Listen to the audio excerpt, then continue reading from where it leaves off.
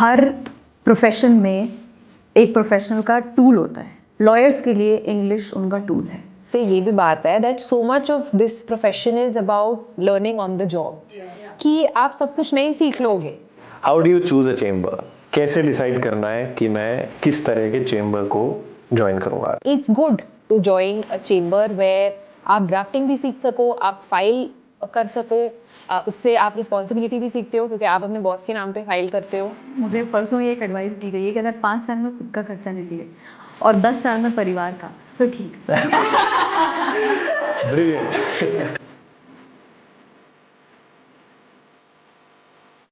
Hi guys, thank you for joining us today.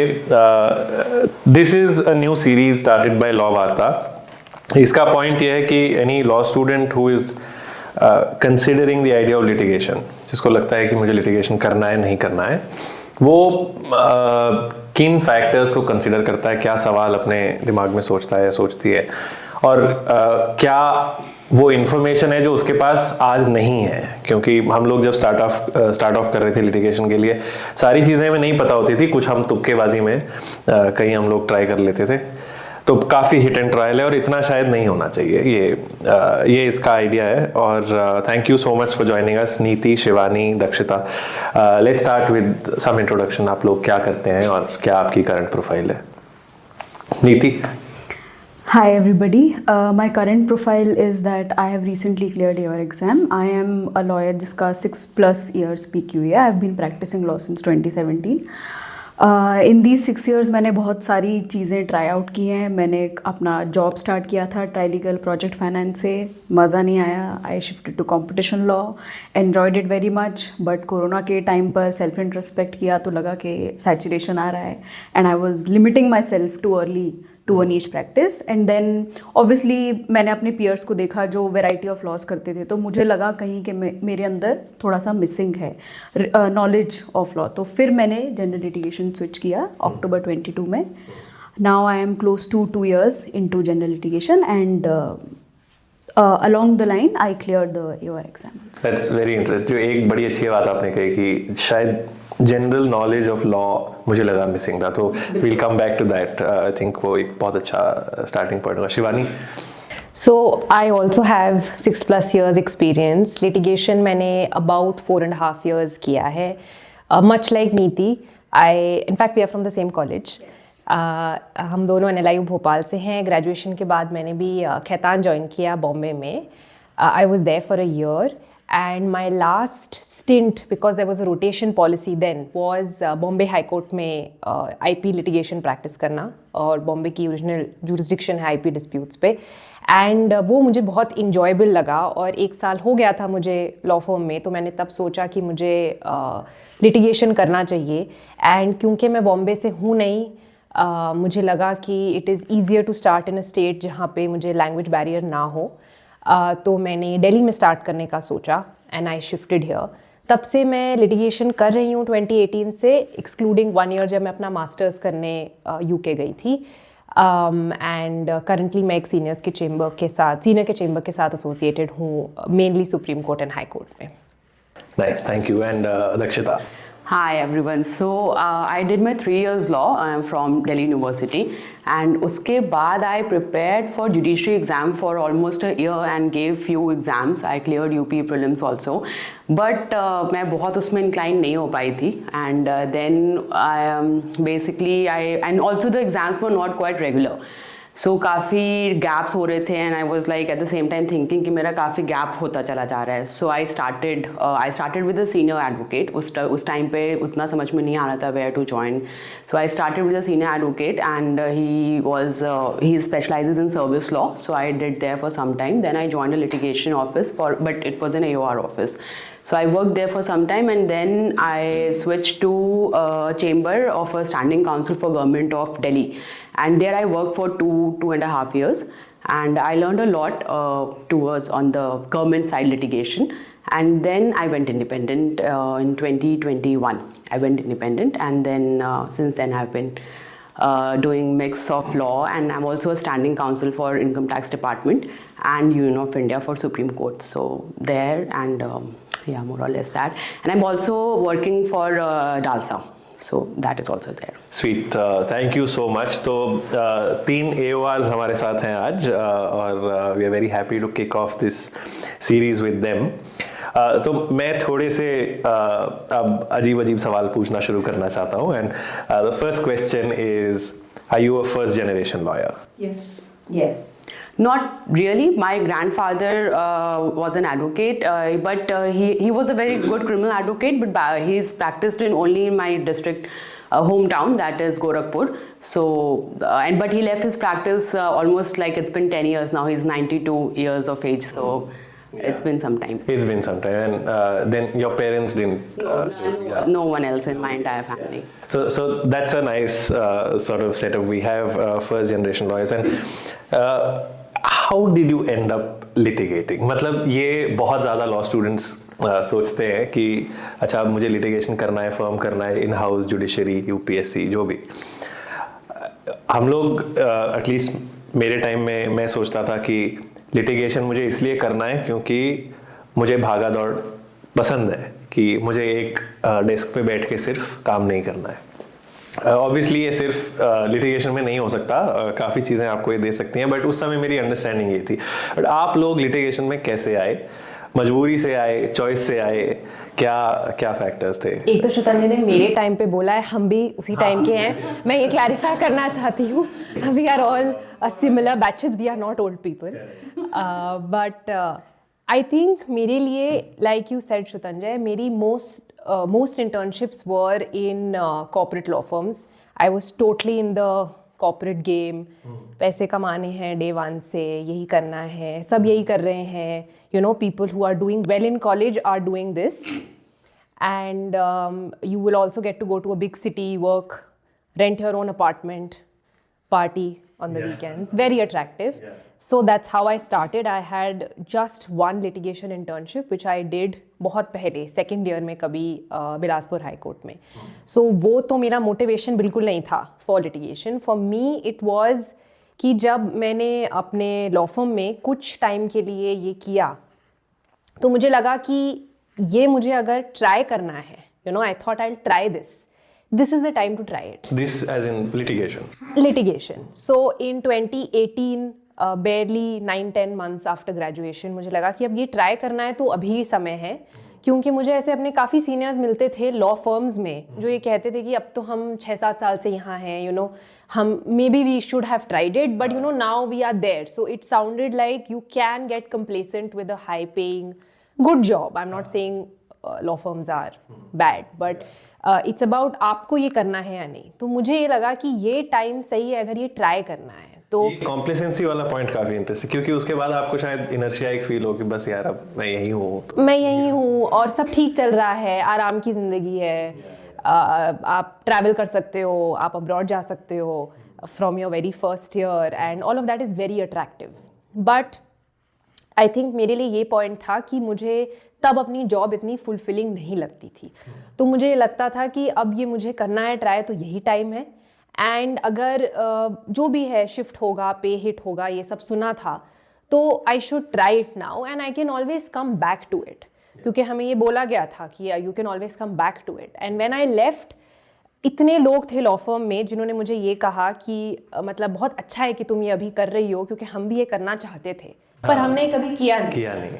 Nice. ये तो बहुत ही मजेदार बात है.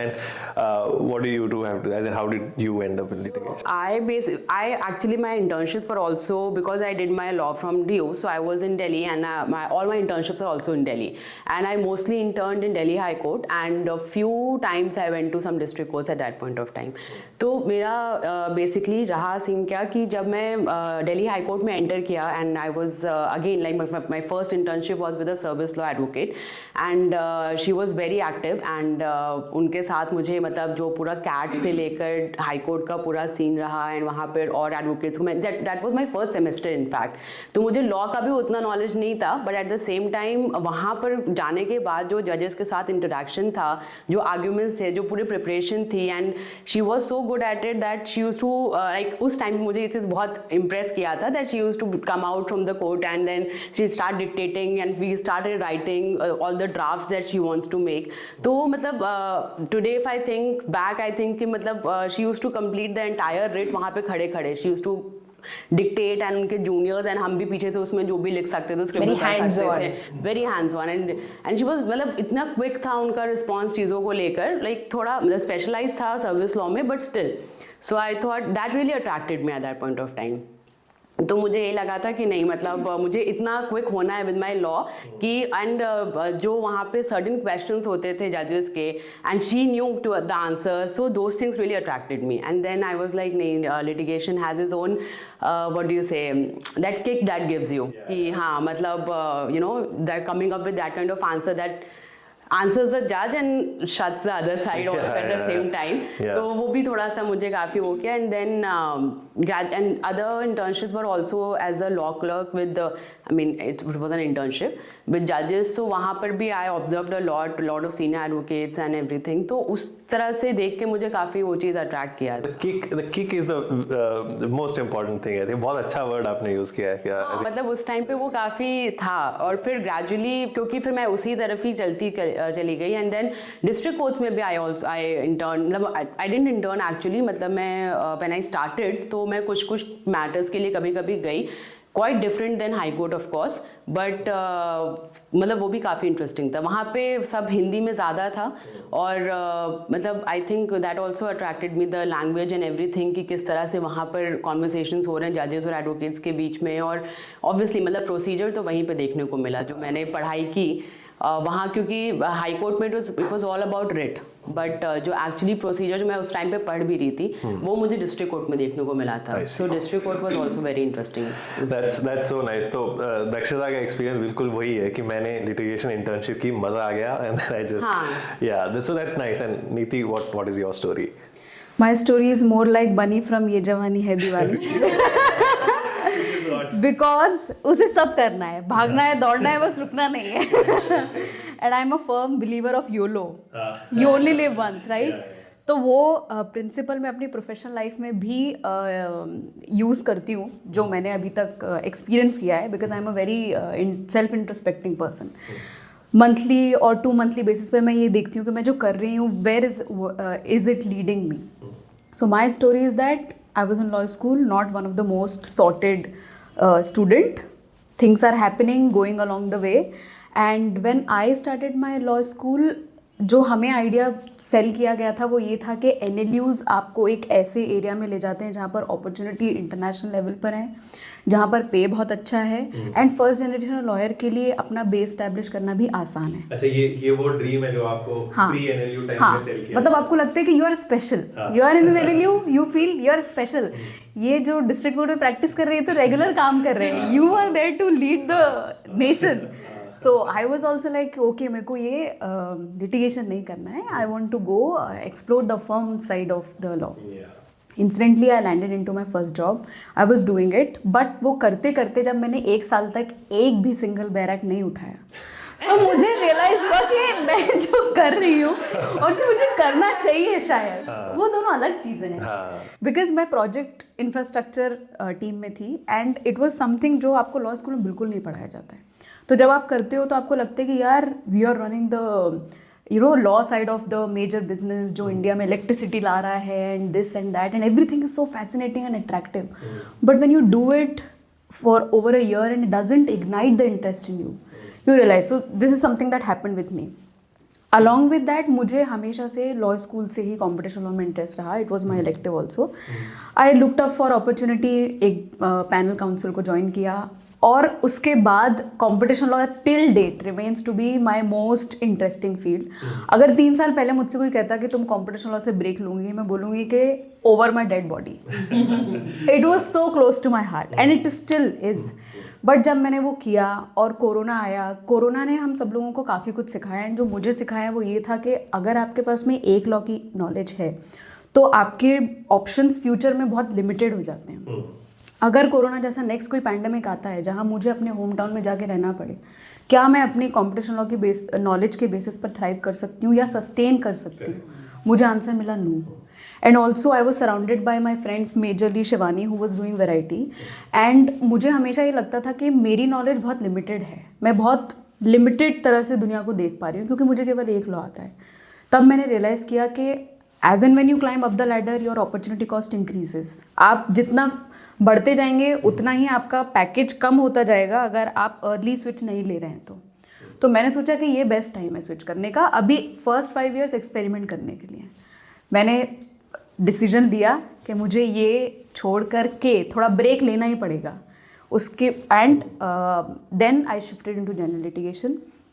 थैंकफुली मुझे एक स्टैंडिंग काउंसिल का ऑफिस मिला and basically different from their experience I directly landed in supreme court. कुछ नहीं पता है क्या हो रहा है। फर्स्ट वीक में तो ऐसा लगा मैं कहाँ आ गई हूँ, यहाँ तो बिल्कुल दशहरा मैदान जैसी ही भीड़ है, इतने सारे लोग हैं, इनके बीच में अपनी जगह कैसे बनाऊंगी। बट देन आई रियलाइज्ड कि you are on your own small journey and you need not make a place by displacing others. ये एक क्लैरिटी मुझे मिली। आप अपना बेस अदरवाइज भी बना सकते हैं and that's how I continued. Obviously काफ़ी दिन ऐसे लगा कि यार छोड़ दूँ बिकॉज मैंने 2 बार अपनी लाइफ में पे कट लिया है।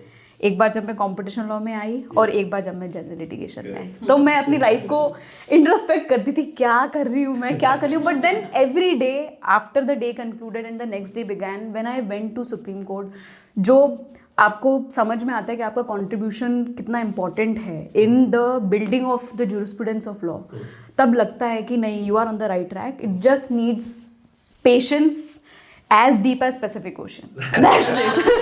That's right. तो ये बहुत एक अच्छी पे कट वाली बात मुझे लगता है कॉमन है एक जो हमने अभी तक सुनी है। तो जब हम as a law student I am in the 5th year, तो मेरे साथ जैसे ये हुआ था कि मैं जोश में बोला मेरे को नहीं बैठना है डे 0 में तो मैं बैठा ही नहीं and I just came to litigation. Then it hits you at some point कि अच्छा जो मेरे बैचमेट्स हैं who are in law firms उनकी तनख्वाह इतनी है और मुझे मिल रहे हैं इतने। तो इसको आप मतलब ये did you ever feel this, मतलब two of you have taken the pay cut, मतलब you have been in firms and then come down and you have never, तो the two of us have never been in that, we have just started off in litigation. But उसके बारे में क्या है, मतलब is there a pinch, how do you get around it, मतलब क्या, what do you think about these things?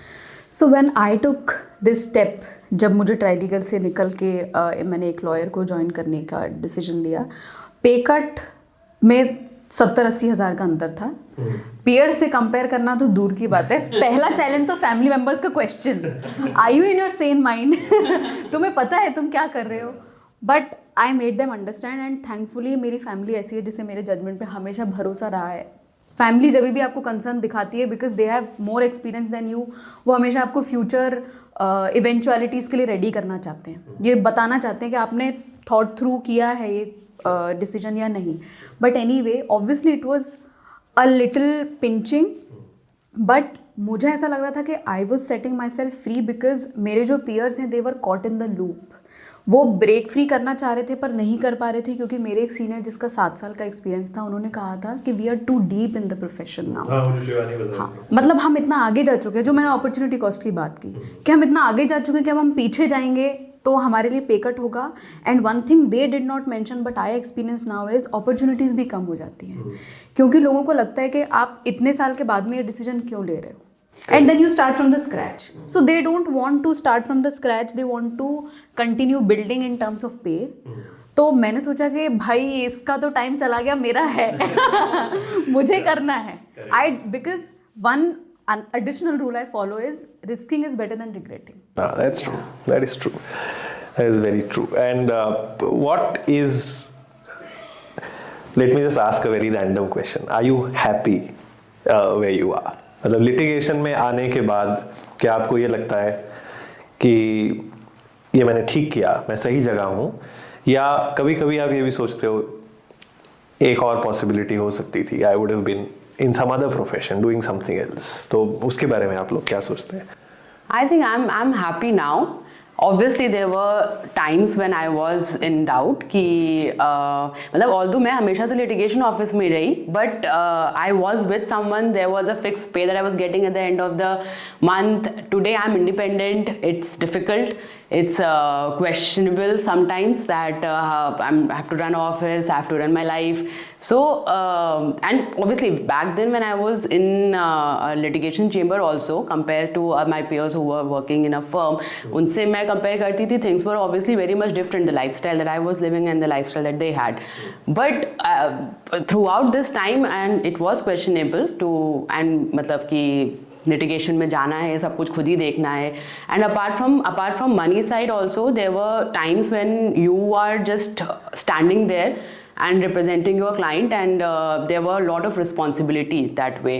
कि तो वो भी एक दिमाग में आता था that you know you're carrying something on your shoulders here, and someone else's, a lot of things are at stake. So those things are also sometimes quite rewarding. When you end up good.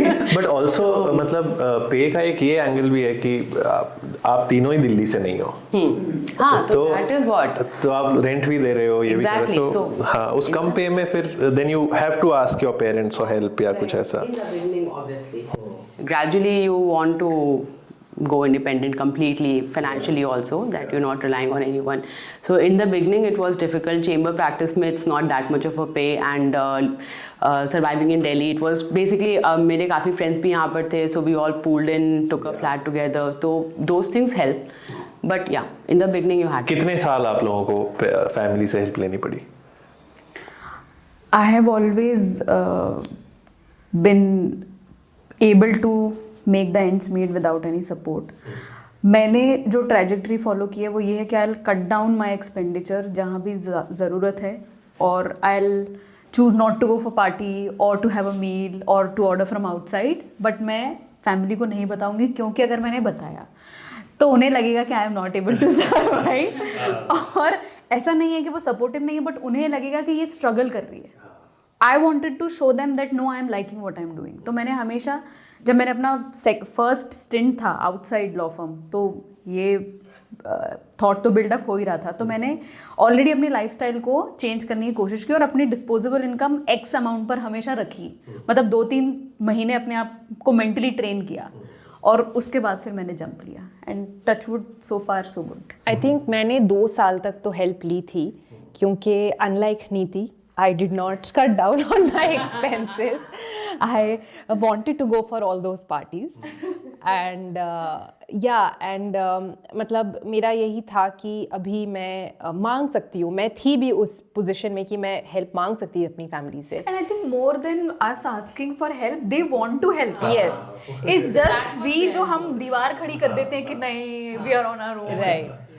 Right. But I think for about 2 years I asked for help. उसके बाद touchwood it's been better. But to answer your earlier question, I would say I am happy on most days. And the days I am not, probably it's because I think हमारा profession का structure जैसा है. जैसे हम UK के chamber system अभी follow नहीं करते. It's not that organized. ऐसा नहीं है कि आप एक chamber में जाओगे, उसके बाद आपका client बेस डेवलप करना एंड आपका growth in the chamber, everything is, I mean there is a contract for it. आपको पता है इतने सालों में आपको ये मिल जाएगा, इतने सालों में there is no HR in your chamber, right. बड़ा फर्म टाइप स्ट्रक्चर है ना. यस, फर्म टाइप स्ट्रक्चर है जिसके अपने बेनिफिट्स हैं, और हम ये डिनाई नहीं कर सकते. आज अगर एक क्लाइंट आपको परेशान कर रहा है, आप झेलोगे, क्योंकि आपको पता है अगर आपसे वो हटा तो वो किसी और के पास चला जाएगा. तो वो पे नहीं भी कर रहा है फिर भी आप जी क्योंकि BCI रूल्स में लिखा है you are the officer of the court.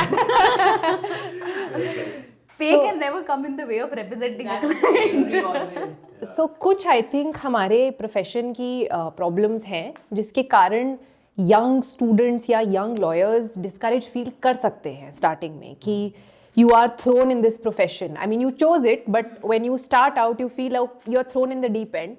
You are given briefs which you have to be thorough with in one day. आपको शायद next day argue भी करना पड़े, आपको एक नोट भी बनाना है अपने बॉस के लिए, उसके बाद आप अपने पे से भी इनिशियली खुश नहीं हैं, और आपको एक घर में जाना, I mean, at night you are going back where probably you are not paying the rent for it, you're asking your parents. So why are you doing this? Why are you going forward with this? Will it get better? How will it get better? There are so many things. No, so I want to just take off from one of these. मैं इन 4 points पे आप मुझे बताओ कि what is the disadvantage faced by these 4 categories by non-NLU students, by first generation lawyers, by women and by people who are from outside Delhi. In 4 categories आप मेरा ख्याल है इनमें से तीन में या 4 में फॉल करेंगे. तो कितना डिसएडवांटेज है, कितना आपको लगता है डिस्करेजमेंट ज़्यादा हो रहा है, उतना डिसएडवांटेज इतना बड़ा है नहीं कि आप लोग जो हैं उनको एक हवा बना दिया जाता है कि भाई मत आओ तुम तो यार नॉन NLU हो, तुम्हारा क्या होगा.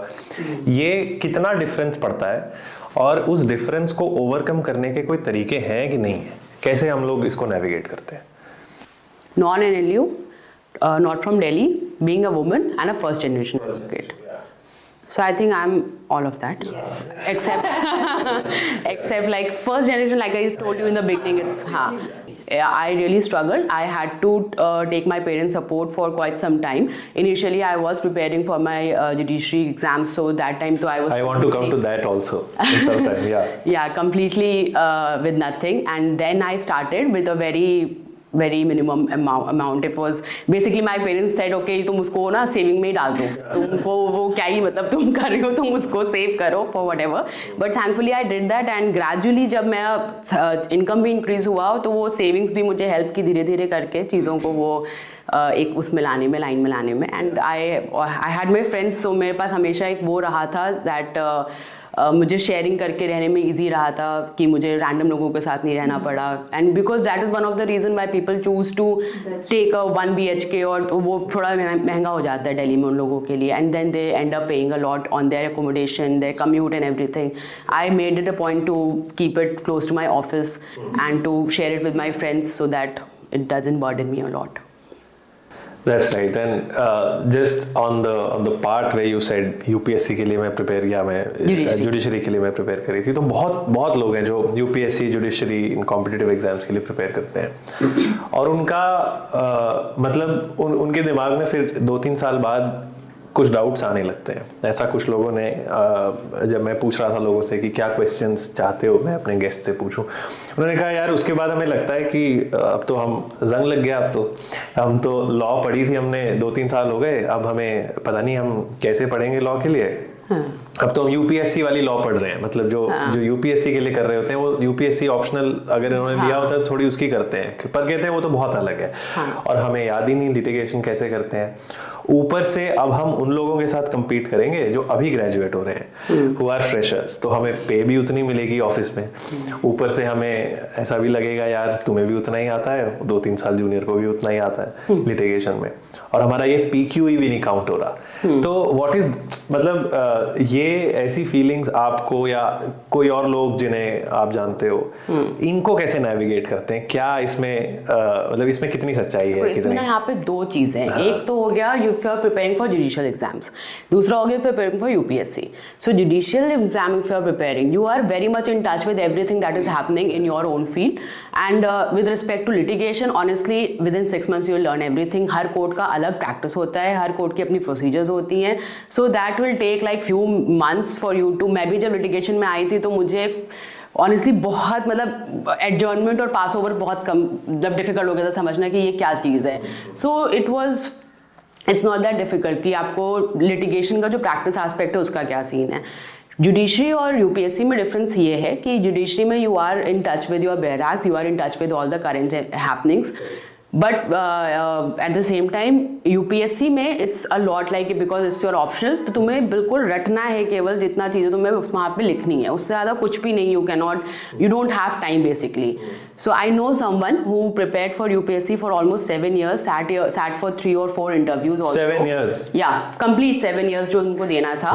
And meanwhile he completed his law also simultaneously, and ended up obviously not clearing UPSC but started practicing. So initially he joined few firms and litigation and here and there. Now he is also independent. What helped him वो UPSC time का चीज़ that framing the argument and drafting, दो चीजें litigation में important होती हैं। अच्छा, वो दोनों मेंस की तैयारी करते वो करते। प्रेसी राइटिंग हाँ। जिससे आपकी ड्राफ्टिंग उतनी अच्छी हो गई है, जितना अच्छा आज की डेट में I can not see like 4, 5, 7 years into the litigation, I don't see such good drafting. And framing the arguments in a flow and in a structured way, इतना इजी समझाना हो जाता है ना। अगर if you are preparing sincerely for your UPSC, I am not saying कि तुमने ऐसे 7 साल मस्ती मारी है। If you prepared sincerely for UPSC, you know 2 things that is very important in a court craft, which is framing of argument in a way that is not very detailed also, but at the same time convey everything to the bench. And secondly, your drafting, which is very much important if you are in a civil side litigation, so and corporate side. So though I think इतना disadvantage भी नहीं है उस चीज़ का। Fantastic. How do you choose a chamber? जब आप आ रहे हो, either you are graduating out of law school और you have just decided to switch from a firm, कैसे डिसाइड करना है कि मैं किस तरह के चेंबर को ज्वाइन करूंगा? नाउ इसमें बड़े सारे फैक्टर्स हैं, तो हर फैक्टर पे आप अलग अलग आंसर दें। पहले तो ये कैसे डिसाइड किया कि दिल्ली आना है?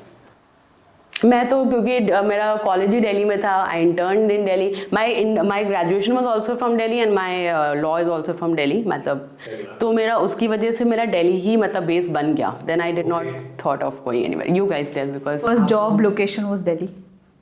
Your first firm job was in Delhi. और अगर नहीं भी होता तो मैं दिल्ली चूज करती, बिकॉज सस्टेनेबिलिटी के पर्सपेक्टिव से Delhi is something which is manageable. ऐसा क्यों? मतलब यहाँ पर उतनी कॉस्ट ऑफ लिविंग नहीं है जितनी बाकी मेट्रो सिटीज़ में है। फॉर एग्जांपल अगर आप बैंगलोर जाते हैं तो कनेक्टिविटी का इशू एक है, दिल्ली की कनेक्टिविटी बहुत अच्छी है। अगर आप बॉम्बे जाते हैं तो वहाँ पर आई नीड नॉट से कि वहाँ पर कितनी ज़्यादा कॉस्ट ऑफ लिविंग है। तो अगर आपको मतलब 30,000 भी यहाँ मिल रहे हैं तो आप राजा की तरह जिंदगी जी सकते हैं लिटिगेशन। ऑब्वियसली 30,000 तो मैं काफ़ी ज़्यादा बोल रही हूँ, कई जगहों पर ये मिलता नहीं है, बट स्टिल अगर आपको इतना भी दे पा रहा है कोई, तो you can decently survive on your own. You can and Shivani, why Delhi?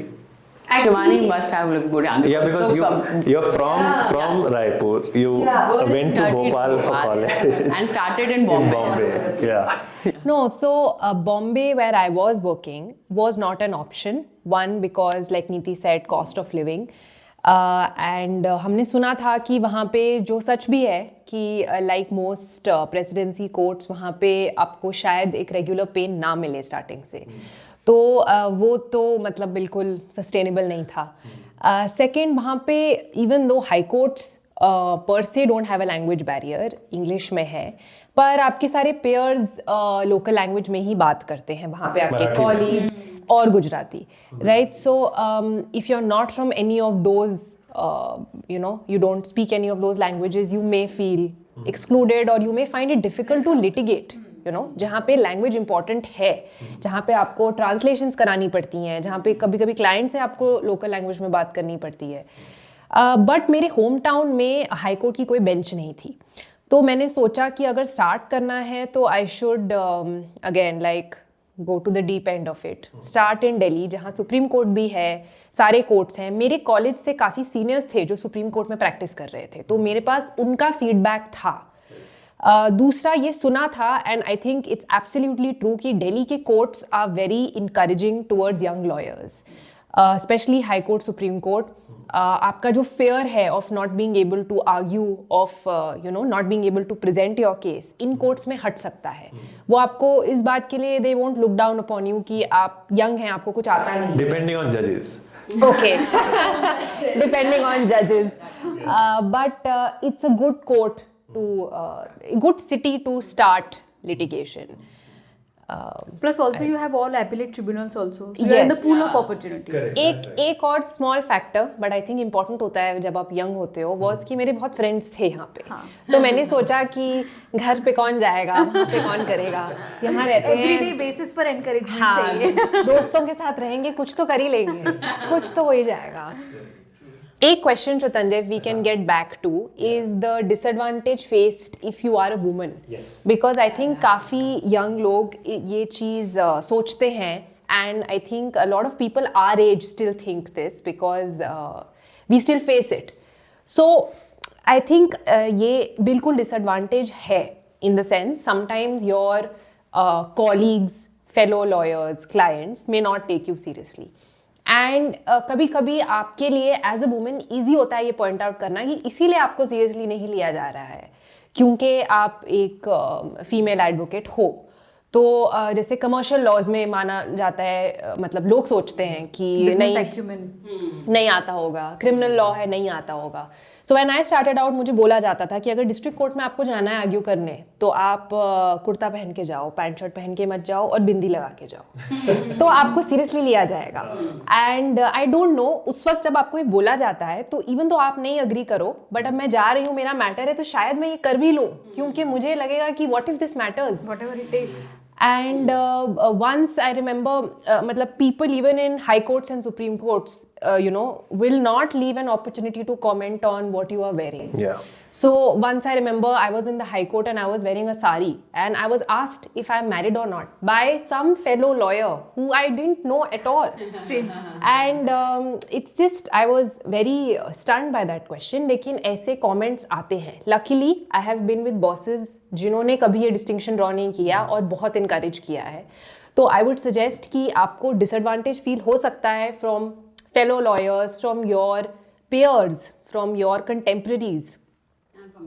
From your seniors, you may feel it, but आपको मतलब ऐसे you will have to sort of don't let it discourage you. Yes, basically, and because that hurdle is quite easy to overcome now because you also have a support system. I feel कि मतलब because we faced it, so we all supported each other, we discuss about it, and we also get it from our seniors also who are actually good, who doesn't see these kind of barriers. Even a lot of judges, they are quite encouraging about this whole thing today. So I think at the end of the day, don't let this discourage you. And I think you have to keep at it, and you have to spend a considerable amount of time in the profession. क्योंकि एक और चीज़ जो हम देखते हैं कि graduates of law schools में women का प्रपोर्शन बहुत हाई है एंड यंग जूनियर्स में विमेन का प्रपोर्शन बहुत हाई है, but as you even in our batch, but as you go along you see women drop out more in litigation as compared to men. That's right. So this can only be overcome if we continue to be in the profession. That's right. So if people will see कि हाँ भाई table पे 5 औरतें भी बैठी हैं और अगर 5 लॉयर मेल एडवोकेट्स बैठे हैं तब ये डिस्टिंक्शन जाएगा। तो ये और मैं ये ऐड करना चाहती हूँ दैट कुछ भी हो, रियलिटी आपको ही जीनी है। आपका सपना है लिटिगेशन में आगे बढ़ना, आप जिस भी फैक्टर की वजह से नहीं बढ़ पा रहे हो, but you have to live the reality. अगर नहीं बढ़ पा रहे हो, यू मे कंप्लेन कि इस वजह से मैं नहीं कर पाई, but the reality remains that you are not there, और the reality remains that despite all this you are there. तो आपको ये चूज करना है कि आउटसाइड नॉइज को साइलेंस करना है, बिल्कुल उससे अफेक्ट नहीं होना है। You have to be very clear what you want, whatever it takes you have to. For example, जो शिवानी ने कहा कि आप कुर्ता पहन के जाइए, बिंदी लगा कर जाइए, it can backfire also. Why? Because you may be taken for being a very delicate person.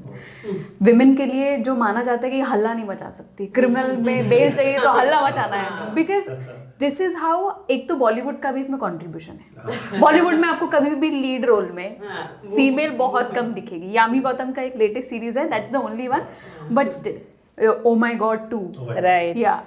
But it's very rare.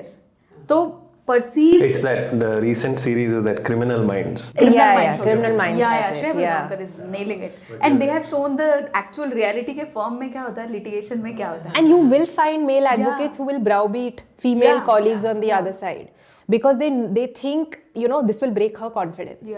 मिलेंगे आपको और हम सबको मिले हैं, तो ये maybe you need to accept कि ये होगा. And you have to move forward. But also having said that, हम सब ने क्योंकि दिल्ली में litigate किया है, I think it's one of the it's a lesser discrimination. Yes, or easier cities to litigate in as compared to many smaller cities where women may face even because यहाँ सबको काम से मतलब bigger कोई भी करके देते. And also I think that if you silence the outside noise, you will be able to get it. Sometimes what also happens is when you are browbeaten by your colleagues, तो आपको लगता है कि यार रोने का मन करता है. A lot of women and a lot of people, I would say, they see it as a sign of weakness, but it is not. Vulnerability is a human trait. वो होता ही होता है. और अगर आप if you feel like cry, get done with it, get over that emotion, get on to the next thing. But ऐसा नहीं कि अगर मैंने रोया है तो I am not good for the profession or I am not good for this SLP या transfer petition और रिट पिटिशन जो मुझे बनाने को दिए कि अरे यार अब तो मेरा कॉन्फिडेंस चला गया. Get over that emotion, get on to the job and deliver. That's it. Well said, thank you. And let's just circle back to our question कि हम एक अच्छा ऑफिस कैसे ढूंढें हमारे लिए, कि कौन से चेंबर में हमें अप्लाई करना है. तो इस सिटी हमने डिस्कस कर लिया कि हम कैसे सिटी डिसाइड करें. अब अगला सवाल आता है, भाई मेरा जो बॉस है वो ट्रायल कोर्ट का लॉयर हो, हाई कोर्ट का हो या सुप्रीम कोर्ट का हो. दूसरा आता है उसके पास फाइलिंग प्रैक्टिस हो, मतलब वो ड्राफ्टिंग और फाइलिंग करता हो, या वो सीनियर एडवोकेट हो कि वो सिर्फ अपीयर करता हो, सिर्फ आर्ग्यू करता हो और मैं उसे रिसर्च में हेल्प करूं. इन दोनों क्वेश्चंस के बारे में मैंने शायद सबसे ज़्यादा कॉन्ट्रास्टिंग व्यूज़ सुने इन फ्रॉम एवरीबडी, मतलब सबके अलग व्यूज़ हैं इस पे. So let's start with your views. What do you think? Trial court, high court, supreme court. Do you have a preference? Do you advise people that you should start at the trial court, or makes no difference, start anywhere? What is your view? You want to? Okay. You've had a structured trajectory, so that's why. Let's take first. Let's just ascertain your views. Yeah. I think that you need Just yes to. or no. Just yes or no. Try. I mean, you don't necessarily need to start at the trial court. Same. Same. Oh, Yeah. not fun. Because I am a strong believer of the fact that you need to know what your desire is, look for the opportunity, match the two, hence the life. तो कई बार ऐसा होता है कि आपका desire जो है वो एक्चुअली में एक इन्फॉर्म्ड डिसीजन नहीं है. उसके लिए हो सकता है कि आपने एक डिसीजन लिया and you have to take a step back, but at the moment जो फील हो रहा है उस हिसाब से you need to go ahead, because if you don't go ahead you will not be able to give your 100%, because this is how I function and I think most of the people would also. Because आपका मन है अगर high court में जाकर के state को represent करने का, बट अगर कोई बोले नहीं तुम ट्रायल कोर्ट से शुरू करो, आप कर दोगे उनके एडवाइस पर, but you may not be able to channelize your energy 100%. कुछ जो करने का मन है एक बार ट्राई आउट करो. अगर मन कर रहा है कि you have to add on things और take a step back and shift your focus, do it. But obviously calculate what are the factors you need to be aware of. For example family situation कैसी है, या आप ये opportunity बाद में explore कर पाएंगे नहीं कर पाएंगे, या आपने अगर अपने आप को कोई टाइमलाइन दी है. So you have to think. थोड़ा सब्जेक्टिविटी है इसमें. बट क्या फर्क पड़ता है? For example are you suggesting कि टाइमलाइंस डिफरेंट हो सकती हैं for a trial? Timelines definitely different हो सकती हैं. For example I am somebody who was 5 years into the profession and then I switched to general litigation.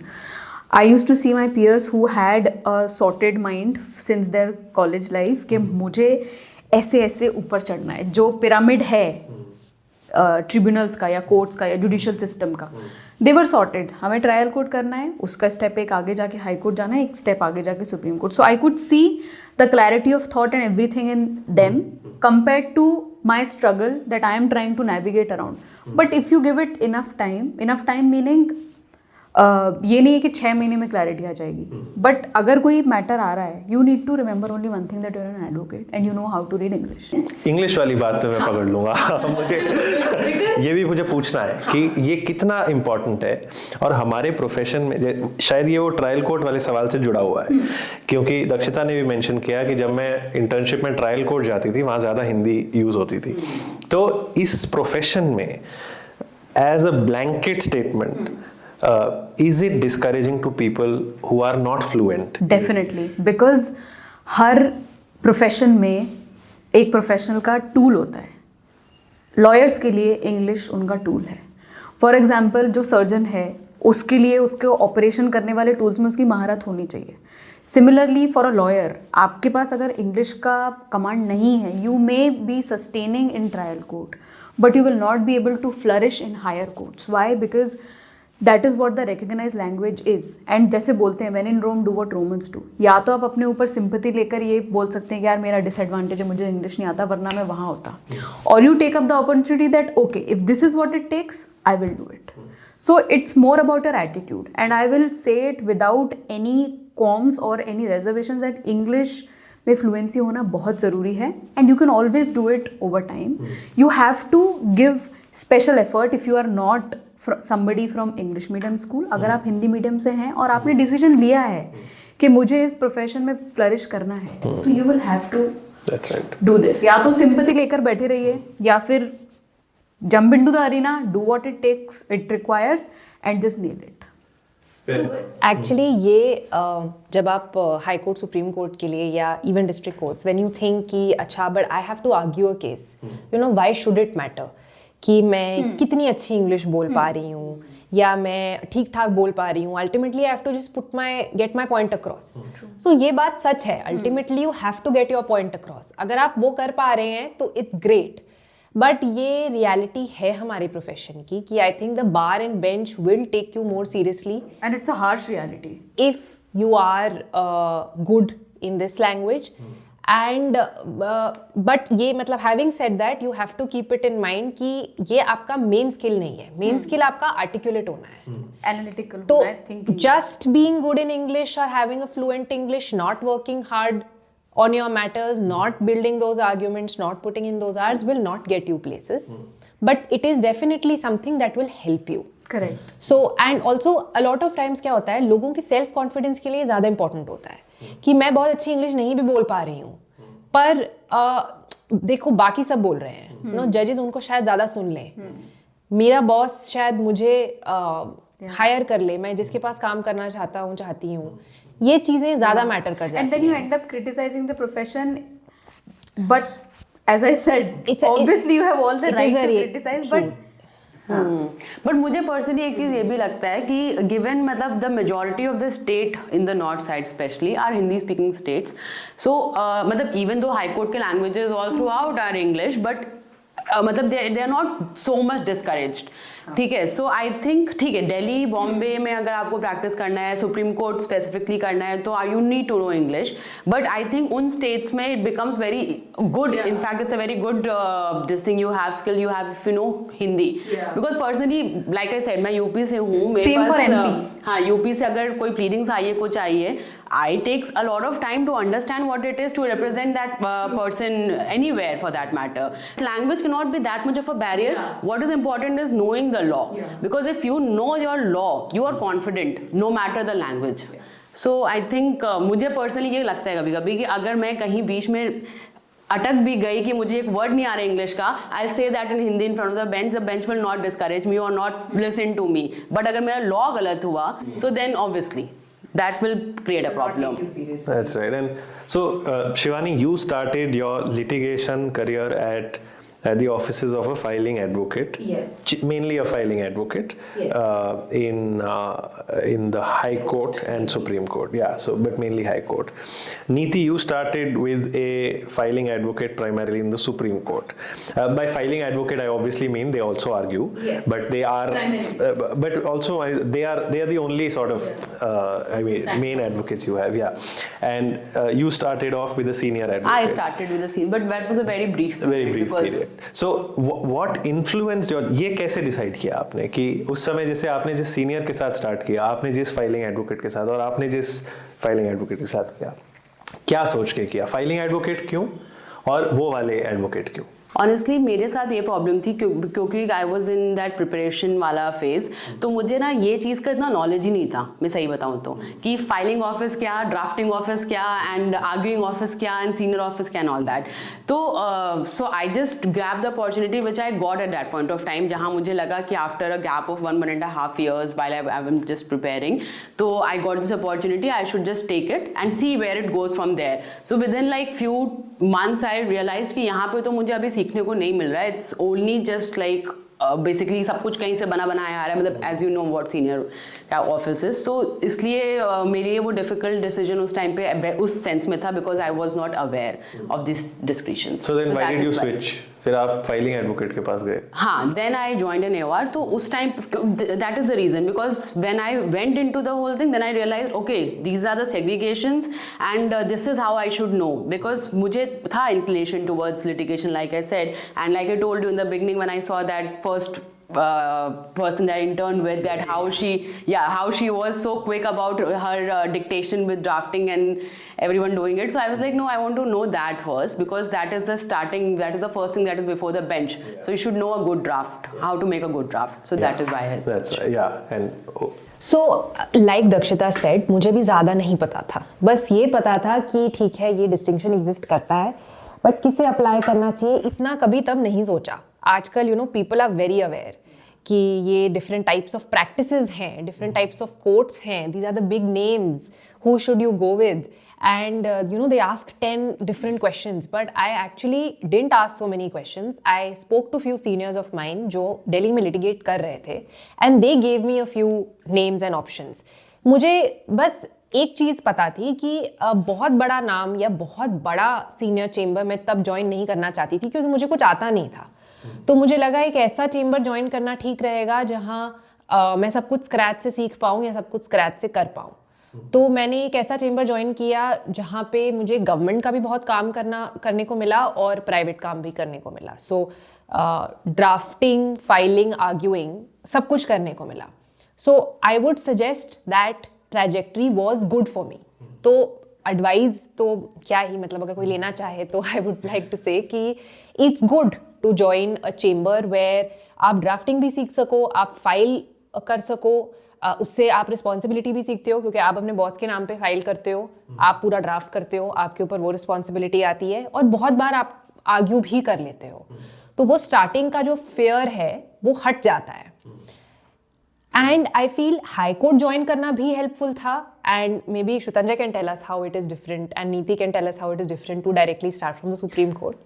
But I think high court join करना अच्छा था क्योंकि एक तो आपको सब चीज़ों पे काम करने मिलता है, आपको ओरिजिनल और एपलेट साइड दोनों मिलती है, दोनों सीखने को मिलती है जो डिफरेंट है. So you are in one court, you are before single judges, you are before division benches, you are doing all sorts of work, civil, commercial, criminal, you are doing original and appellate. I think that's a good starting point because the variety that you get is good.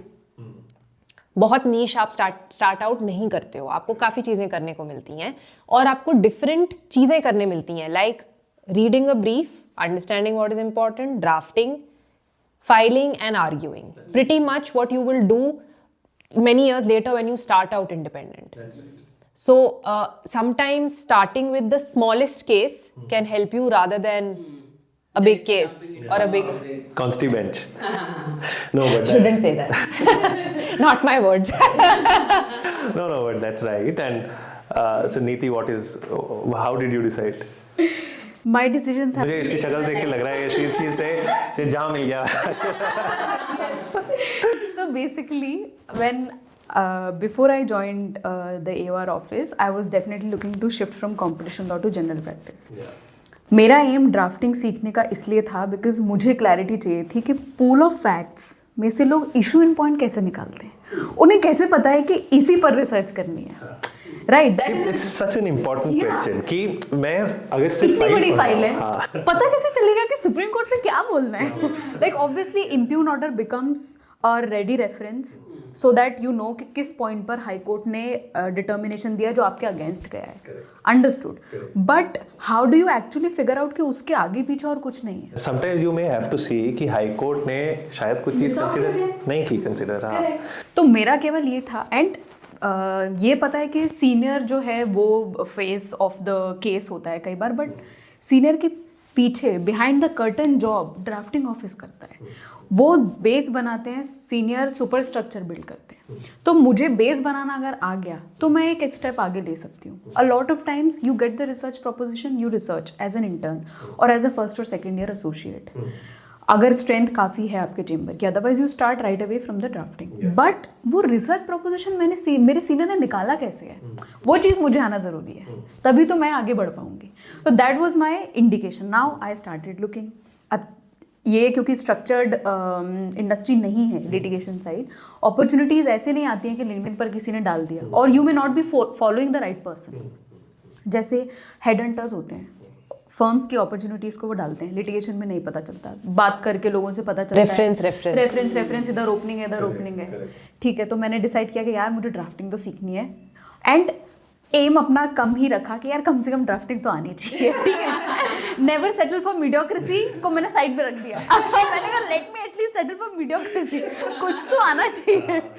तो मैंने कहा ठीक है, मुझे drafting तो आनी चाहिए. Drafting is like the most critical part of it. Don't make it soft. I understood कि यार अगर बीफ नहीं पता होगा तो सीनियर उस पर बिल्ड कैसे करता है वो कैसे पता चलेगा. मैंने अपॉर्चुनिटीज़ ढूंढना शुरू किया, मैंने अप्लाई करना शुरू किया. Like expected. Everybody was like कि तुमको prior experience litigation का होना चाहिए, because also I was 4+ years into the profession with only competition law as my forte. हाँ, तो litigation का L भी एक तरह से गायब ही था. ठीक है, कंपटीशन लॉ में आपको लगता है you are doing litigation, but when you come to the actual side of litigation you know what percentage of it is useful. Anyway, फिर अपॉर्चुनिटीज़ मिली नहीं, बट आई वॉज फर्म कि मुझे यही करना है. 6 महीने बीत गए अपॉर्चुनिटी को देखने के लिए. इन बिटवीन मुझे एक सीनियर के यहाँ पर इंटरव्यू का कॉल आया, बट समहाउ वो इंटरव्यू शेड्यूल नहीं हो पाया कभी भी. And I would always be sad that यार this senior has such a good name, I could have been associated with this, I would be living my dream, but then it didn't happen. I was actually sad, but then the opportunity came. I applied, I was given a draft for assessment, I gave it, within a day I got the opportunity, and my ex-boss always used to say that if you're a lawyer you can do anything, and that is what I follow till date. If you commit any mistake, he'll say कितने साल से practice कर रहे हो, right? So you understand that as a lawyer what your responsibility is, right? And he is somebody who dismantled this belief in me that you need to have a sufficient number of years experience. PQE होना ज़रूरी है to deliver. You can deliver with your first draft also. As long as you remember, आप advocate हो और आपको समझ में आ रहा है सामने क्या लिखा है. So my aim was to understand what the issue in point is from the pool of facts, weave it into the law, find out what the relevant law is. उस लॉ का कौन सा प्रोविजन लग रहा है, उसके आगे पीछे इंटरसेक्शनल क्रॉस लिंकिंग करके समझना. वो अगर आपने कर लिया, फिर आप किसी सीनियर को भी ब्रीफ कर सकते हो और वो एक स्टेप आगे जा सकता है आपको रिलीफ दिलाने के लिए. So that was my aim, and thankfully my previous job delivered. Wonderful. And No, now Shatanja also needs to. Yeah, obviously. You're the most sorted person who has known since his birth what to do.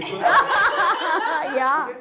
I was not at all sorted, and I loved constitutional law when I was in college. मुझे करना था constitutional law.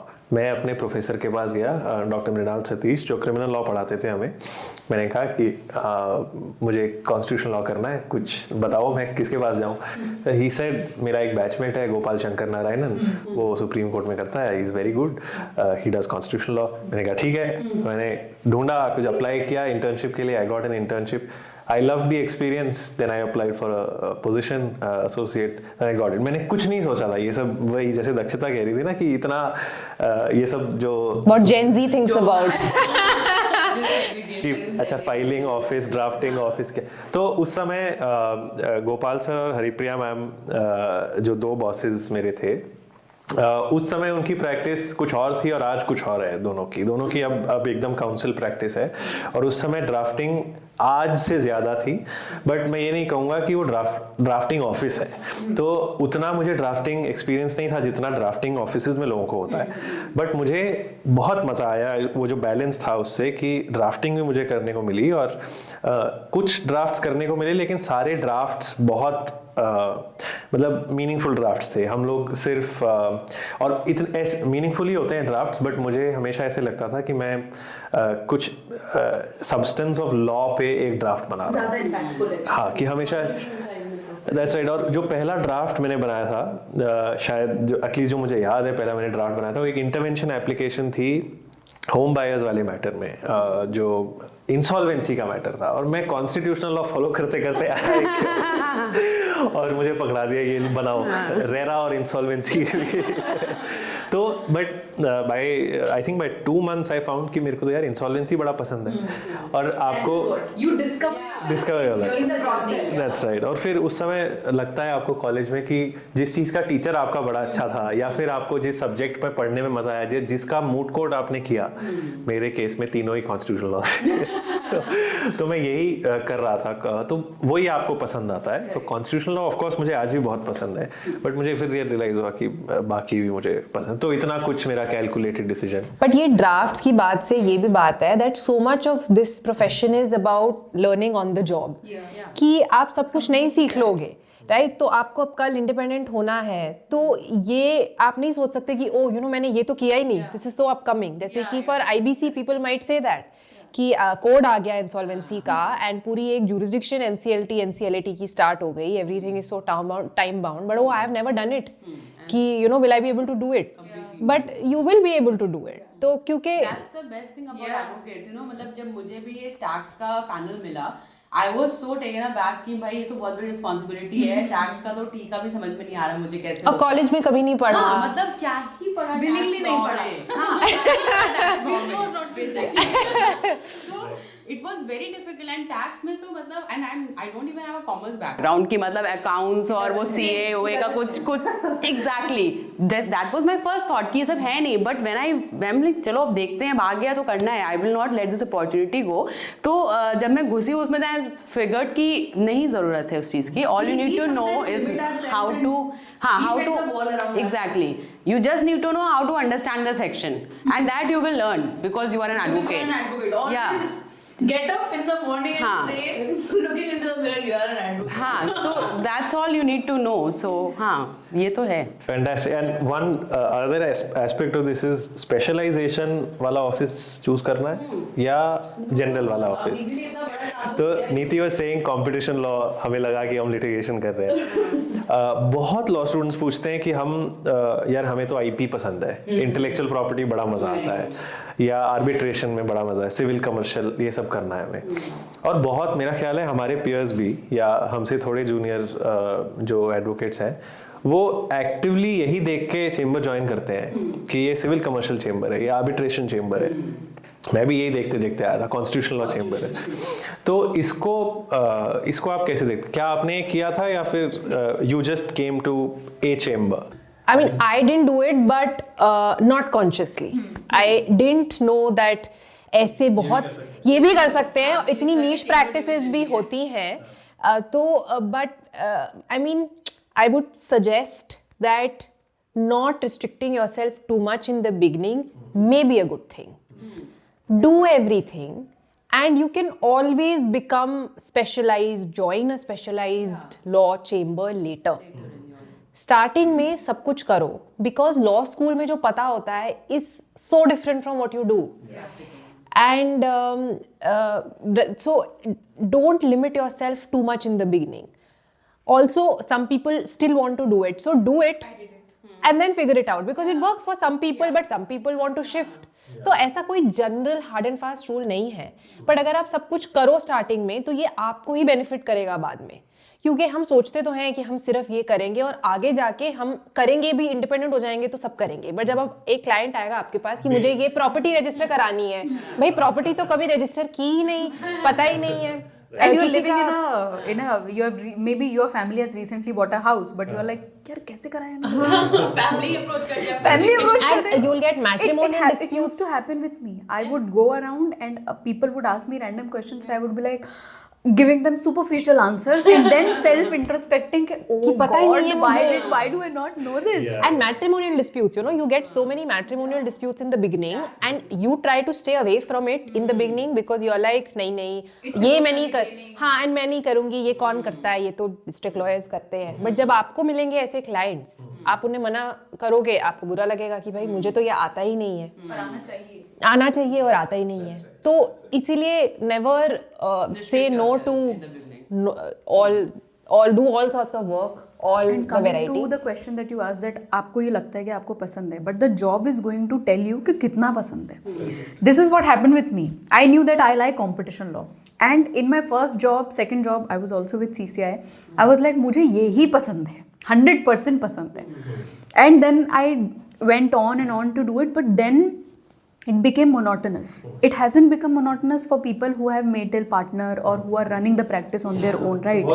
Or it may have, but they are not in a position where they could take a chance to also add on to other, laws.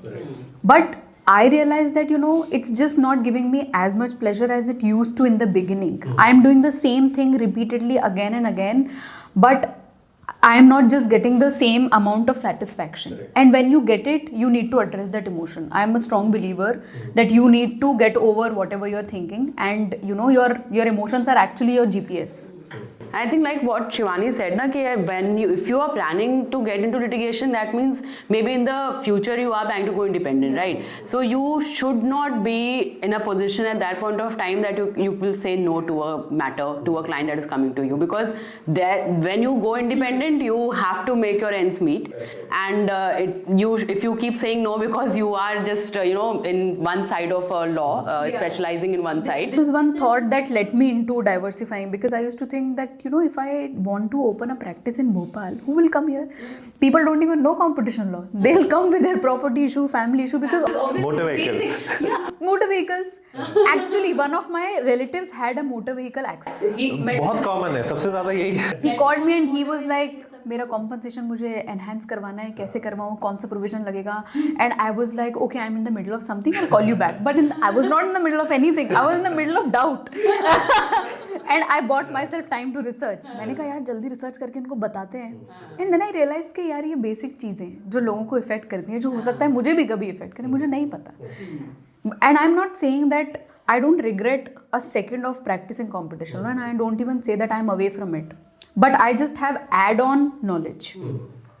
In addition to that, I have built my knowledge about other laws also. So I'm satisfied. To borrow your initial language, feel more like an advocate.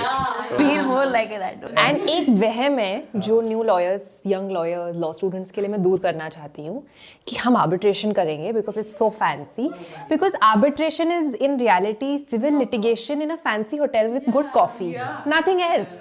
You need civil procedure code, right? So if you think arbitration is such a different law and it's so fancy, oh my God, it's really not. But if people don't believe me, they can do it and then see it for themselves. I think यही तीन चीज़ें, IP and then arbitration, and then there are a bunch that wants to get into criminal.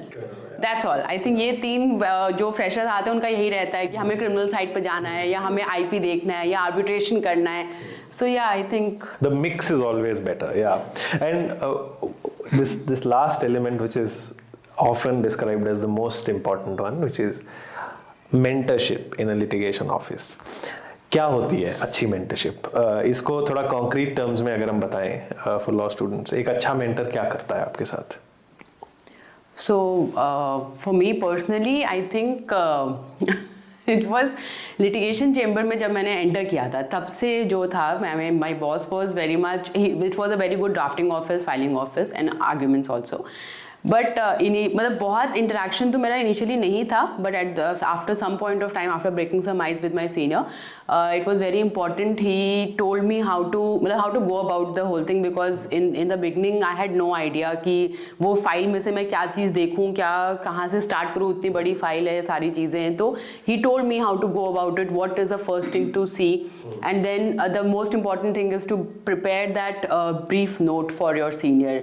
That is the most important job of a junior basically in the office, क्योंकि अगले दिन वो boss भी उतना file नहीं पढ़ने वाला है. Flagging the important parts in the file, and initially मुझे लगता था कि आई जस्ट स्ट्राइक फुट, अच्छा ये एनेक्शर है, ये एनेक्शर है यहाँ पे, no read inside the annexure, take out that paragraph in the annexure. मतलब जो आपने बॉडी ऑफ द पेटिशन है that is okay, but annexures के अंदर you will find the right things. So those things were shown to me by my senior. So I think having a good interaction with your senior is very important. आप time spending, ये कि वो आपको बिठा के आपके साथ बात कर रहे हैं, वो आप देखो, वो हर कोई आपको देने वाला नहीं है, ठीक है. It's very difficult. मेरे साथ भी वो चीज़ था. My boss had that reservations and I think I am also very reserve that way. तो हम तो वो आइस ब्रेक ही नहीं कर पाते थे. Shivani really help me a lot there. Shivani that way was very this thing कि नहीं तुम जॉब पूछो, तुम जॉब करो. तो and thankfully my boss was, when I used to approach, he never said no about it, and he told me about what to do and how. Like मेरा first था drafting, वहाँ पर was a counter affidavit for a government matter. I had no idea counter affidavit में क्या करूँ, मतलब should I counter each paragraph, what is a short affidavit in that.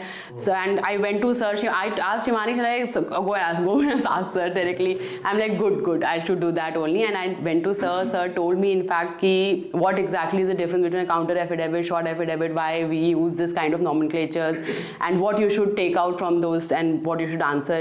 तो वो थोड़ा सा आइस ब्रेक करना ज़रूरी है if you know that your senior is good, and that is why you joined him obviously. I think in addition to what Takshita said, ये बहुत ज़रूरी है that your senior must have confidence in you. और ये चीज़ through out applicable है. आप उनके साथ जब तक हैं उनके आप जूनियर, उसके बाद even when you leave him or her, it is very important that they trust you and your work and have that confidence in you.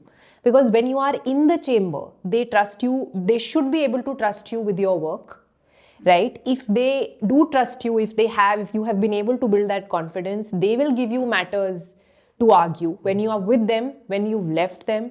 So That's right. they can guide you throughout your career only if you are able to build this confidence and trust. And it is a two-way street. ये नहीं है कि सिर्फ आपके काम से होगा, but आपको ये confidence build करना पड़ेगा अपने senior के साथ. तो वो आपको बोलेंगे कि नहीं, you know, handle this client entirely, go argue this matter, do this, do that. You have to go that extra mile and build that, repose that confidence in your senior, and that is going to help you throughout. एक difficult question जो काफ़ी लोग पूछते हैं कि, और maybe let's come to that later. First let's see आप ये फ्रेज सुन चुके हैं कि somebody is not cut out for litigation, या भाई आपकी जो पर्सनैलिटी है वो लिटिगेशन वाली नहीं है, आप तो इन हाउस चले जाइए या आप किसी एक कॉम्पिटिटिव एग्जाम के लिए प्रिपेयर कर लीजिए. ये बहुत कॉमनली हम सुनते हैं. Do you think there's any truth in it, in the sense that are there any personality traits जो एक लिटिगेटर को शोभा देती हैं या उसके पास होनी चाहिए, या जिससे एक लिटिगेटर आगे बढ़ता है, और विदाउट दोज पर्सनैलिटी ट्रेट्स आप उन्हें कल्टिवेट नहीं कर सकते, तो आप it's better that you go somewhere else? Straightforward answer for me is no. ऐसा नहीं है. हाँ, there are certain traits that can be cultivated, they are all acquired mostly. ठीक है, किसी के अंदर होता है बहुत अच्छे स्पीकिंग स्किल्स होते हैं, किसी के अंदर कोई बहुत टैक्टफुल होता है, और मतलब हाँ, मतलब लिटिगेशन में मेनली मतलब आपका वो Fake it till you make it, like people say, but that will not take you anywhere. Because the judge will know. at least हाँ, at the end of the day you will find someone sitting on the other side who will know. So I think it is acquired in due course of time. There are good orators, good people who can articulate themselves very well. Those are very good. Gradually you will also learn. I think नहीं भी सीखोगे तो ऐसा ज़रूरी नहीं है कि तुम अच्छे litigator नहीं बन सकते हो. Like at the end of the day, two things. First, knowing your law. Secondly, conveying it through medium of English, Hindi, whatever language is there. हाँ, उसके बाद उस पर तुम you work on it to present it कि भाई सबका एक बार सब अटेंशन में आ जाए, क्योंकि you started something those things are basically your own grooming. But as an advocate अगर तुम्हें वहाँ पे प्रेजेंट करना है केस, तो two thing that you need to know is one of the language and secondly your law.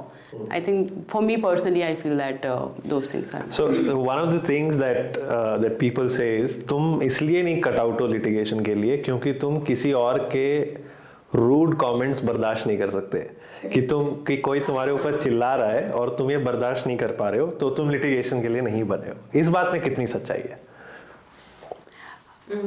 I think सच्चाई नहीं, I think सच्चाई है इस चीज़ में, because we all know there are a lot of judges who really don't, I mean the way they address the advocate is not okay, and you still have to stand there and take that.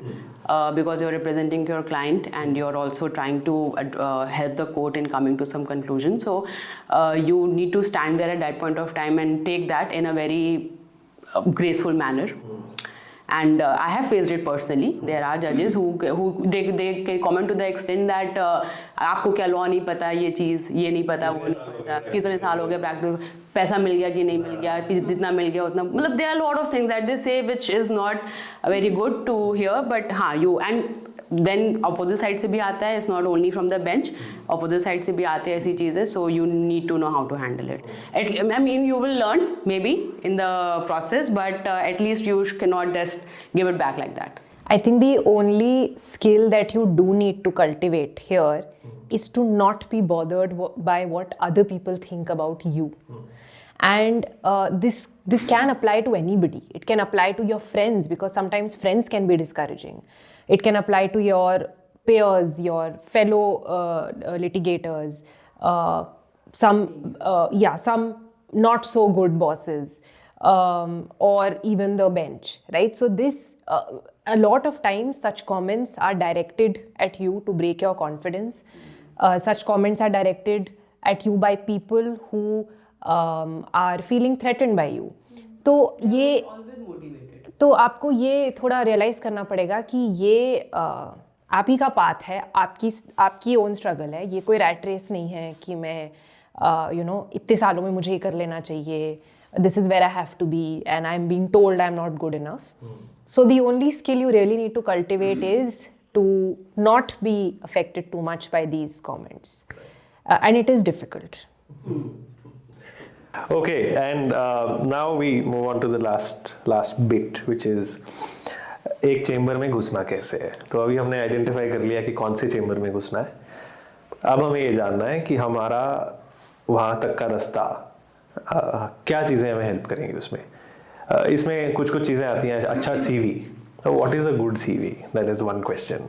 Another is ये सब कुछ recommendation से काम करता है क्या. To of you were mentioning कि reference बड़ा काम करता है बीच बीच में, क्योंकि हमें पता ही नहीं था लिंक्डइन पे कोई नहीं डाल रहा है तो और डाल रहा है तो हम उसे फॉलो नहीं कर रहे. राइट. बट अब तो बहुत पॉपुलर हो गया लिंक्डइन. आई डोंट थिंक 6-7 साल पहले इतना था. बट उसमें CV के अलावा, रेफरेंसेस के अलावा, what is it that you need. तो इसको पूछने का एक और तरीका है कि एक लॉ स्टूडेंट अभी जो सेकेंड ईयर में है, अब वो देख रहा है अपना पाथ और कह रहा है कि भाई one of the career options I want to keep open is litigation. क्या करूं अब मैं. Yeah, I was one of them. I was like, I'll keep all the doors open. So I used to do, मतलब मैंने firm internship भी किया है. मैंने डिस्ट्रिक्ट कोर्ट में भी भोपाल में इंटर्नशिप किया था. मैंने हाई कोर्ट में भी इंटर्नशिप किया था. सो लाइक यू सेड, काफ़ी जो स्टूडेंट्स होते हैं जैसे मैं, जिनको क्लैरिटी नहीं होता है कि उन्हें कंपनी लॉ पसंद है कि उन्हें क्रिमिनल पसंद है. मुझे नहीं पता था कि मुझे क्या पसंद है, बट मुझे ये पता था कि मुझे ये अपॉर्चुनिटी नहीं जाने देनी है. जो मेरे कॉलेज का ब्रेक आ रहा है मुझे उसे यूज़फुली यूटिलाइज़ करना है. एंड मुझे 10 जगह पर अप्लाई करना पड़ेगा, एक जगह सर हो सकता है रिप्लाई आए. And constant follow up, find out somebody who is in that chamber जहाँ आपने अप्लाई किया है. आजकल तो लिंक्डइन है. मैंने तो लिंक्डइन 2 साल पहले स्टार्ट किया होगा, बट अभी students are very well aware. आप लिंक्डइन पर जाइए, वहाँ जो काम करते हैं उनको ढूंढिए, उनको रीच आउट कीजिए, कॉल कीजिए और ask around in a circle के वहाँ कोई किसी कॉन्टैक्ट को जानता है या नहीं जानता है. बिकॉज कई बार हमें ऐसा लगता है कि यार मैं इतना डेस्परेट नहीं हूँ, but you don't realize you are. And you should be, and it should not be mistaken for being desperate, but it should be about being opportunistic. आपके कॉलेज ने अगर ब्रेक दिया है, या कई कॉलेजेस जो दिल्ली में है जहाँ पर आप अलॉन्ग साइड भी कर सकते हैं internship, every step is a building block for the next one. ये चीज़ रियलाइज़ करनी है. फर्स्ट ईयर से ही अगर आपके पास में अपॉर्चुनिटी मिल रही है, जैसे मैंने किया है, अगर ह्यूमन राइट्स कमीशन में मिल रही है अपॉर्चुनिटी तो किया है. कई बार फॉर एग्जाम्पल फॉर गर्ल्स, जब मैंने इंटर्नशिप स्टार्ट की थी 2012 is when I started my law. Nirbhaya case was new. Family को बहुत डर था दिल्ली भेजने में. मैंने कहा मुझे फर्स्ट इंटर्नशिप करनी. उन्होंने बोला कि it's a no, because we are concern about your safety. मैंने कहा ठीक है, इस सिचुएशन में मैं क्या कर सकती हूँ. भोपाल में क्या है, MPHRC था, वहाँ इंटर्नशिप किया, वहाँ सेंट्रल जेल में विजिट किया, प्रिजनर्स को देखा. So what I am trying to say is you have to bloom where you are planted, right. आप जिस भी सिचुएशन में हो उसमें आप बेस्ट क्या कर सकते हो, you do it and it will automatically take you to the next level. But you should not look for excuses के मैं ये नहीं कर सकता, वो नहीं कर सकता. So if you want to keep your doors open for all, हर जगह पर देखो क्या अपॉर्चुनिटीज़ हैं. अगर फैमिली परमिशन दे रही है जाइए, नहीं दे रही है तो आपके होम टाउन में क्या है. आजकल तो डिस्टेंट इंटर्नशिप वाला भी एंगल है, हमारे टाइम पर तो वो नहीं था. कोई उसे फ्यूचर में वैल्यू करेगा नहीं करेगा, don't decide on your own, just take the plunge, do it. That's what, act and it will reflect. I have 2-3 points here. One is that, like Neeti said, अगर आप एक second year law student हो, you have to realize कि references important है. Now references don't really mean that I should be related to the high ends in litigation. No.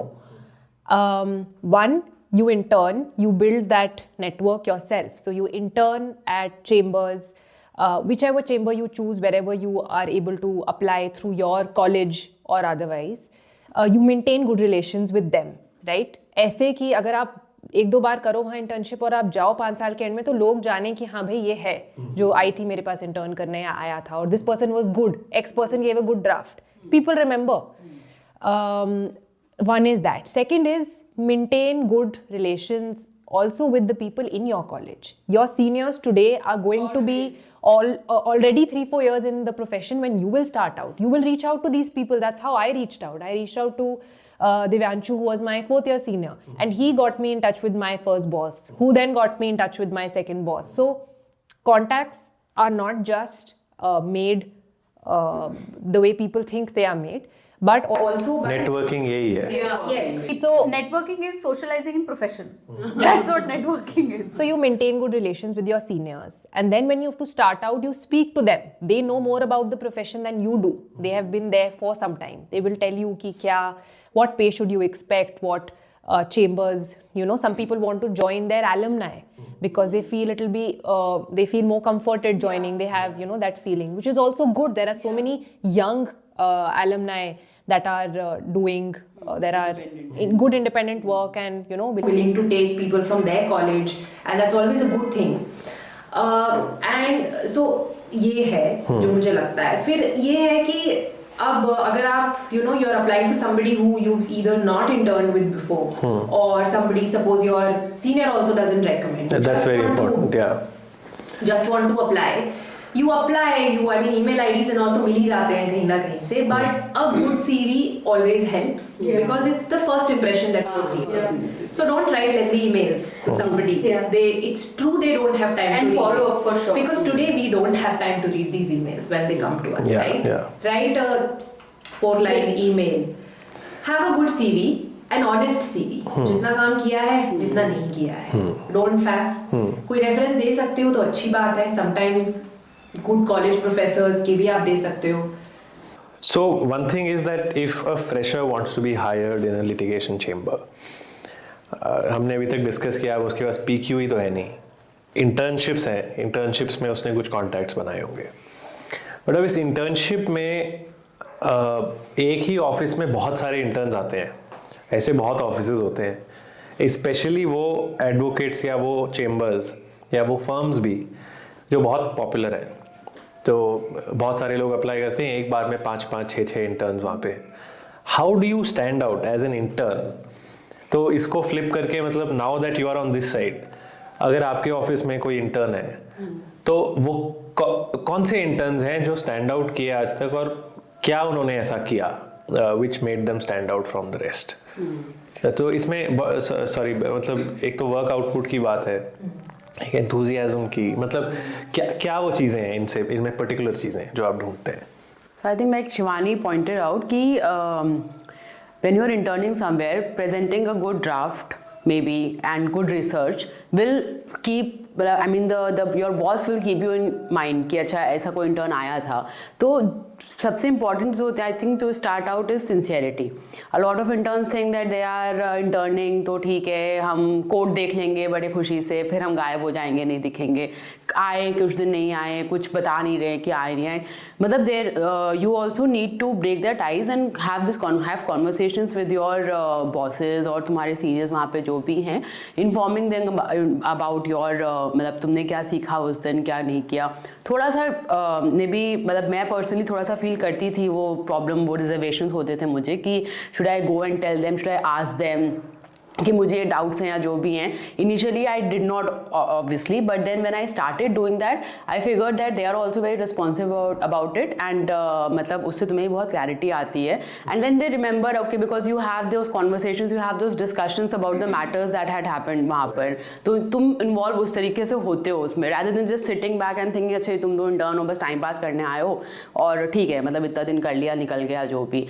And मतलब jump on the things, you know कि तुम्हारा जो काम है it will be vetted by a lot of people before it gets finalized, but you should be following it up कि उसके ऊपर और कितना काम हुआ, और मेरा काम था वो कितना, उसमें कितना मैंने मतलब ठीक था, कितना गलत था, चेंजेस कितने हुए. हाँ वो चीज़ें ना मतलब सेल्फ इंट्रोस्पेक्शन के लिए भी ठीक है. And at the end of the day if you do that, your seniors will know कि अच्छा ही इज और she is sincere about it, कि ऐसा नहीं है बस वो कर रहा है. तो I think sincerity is very important. And what is good research? मतलब जैसे अच्छे रिसर्च स्किल्स, अच्छी ड्राफ्टिंग स्किल्स हमें इंकरेज करते हैं इंटर्न्स में, बट एक रिसर्च को अच्छी रिसर्च कब कहा जाता है? मतलब क्या ये is it only about finding one good case, और is it more about spending enough time on it, or what do you think it is? I think it is more about, so whenever you are given a research proposition, write it down so that you know what the understanding of your senior is. Because whatever they are saying, every word is a keyword in their understanding. You have it written down, because what happens is that once you start researching on a proposition, it's very easy to get lost. Because one case will lead you to the other, but you should come back on the actual proposition which you are looking at, and once you find a judgment, you should always see if it has been reversed or not, if it has been interpreted again or not, and if it's a good law. So you need to know your tools. So most important tool is Manupatra.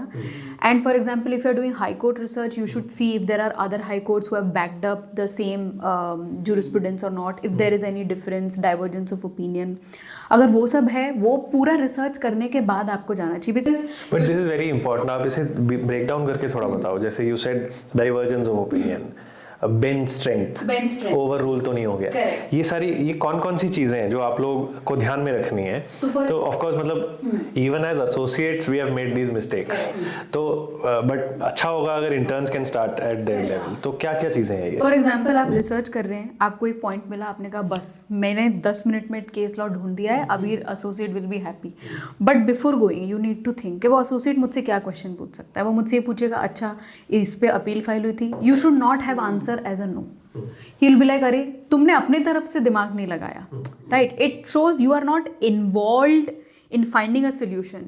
You were only focusing on the task given, but you need to be involved in finding the solution. Actually, sometimes I feel कि even when tasks are communicated to the interns, उनको बड़ा ऐसे narrow सा बोलेंगे, सिर्फ एक line ढूंढ के लाओ. Correct. बट उसको भी ढंग से नहीं बताते कि देखो हमारे फैक्ट्स ये हैं, हमारा केस ये है, और हम ये argument, we are trying to make this argument.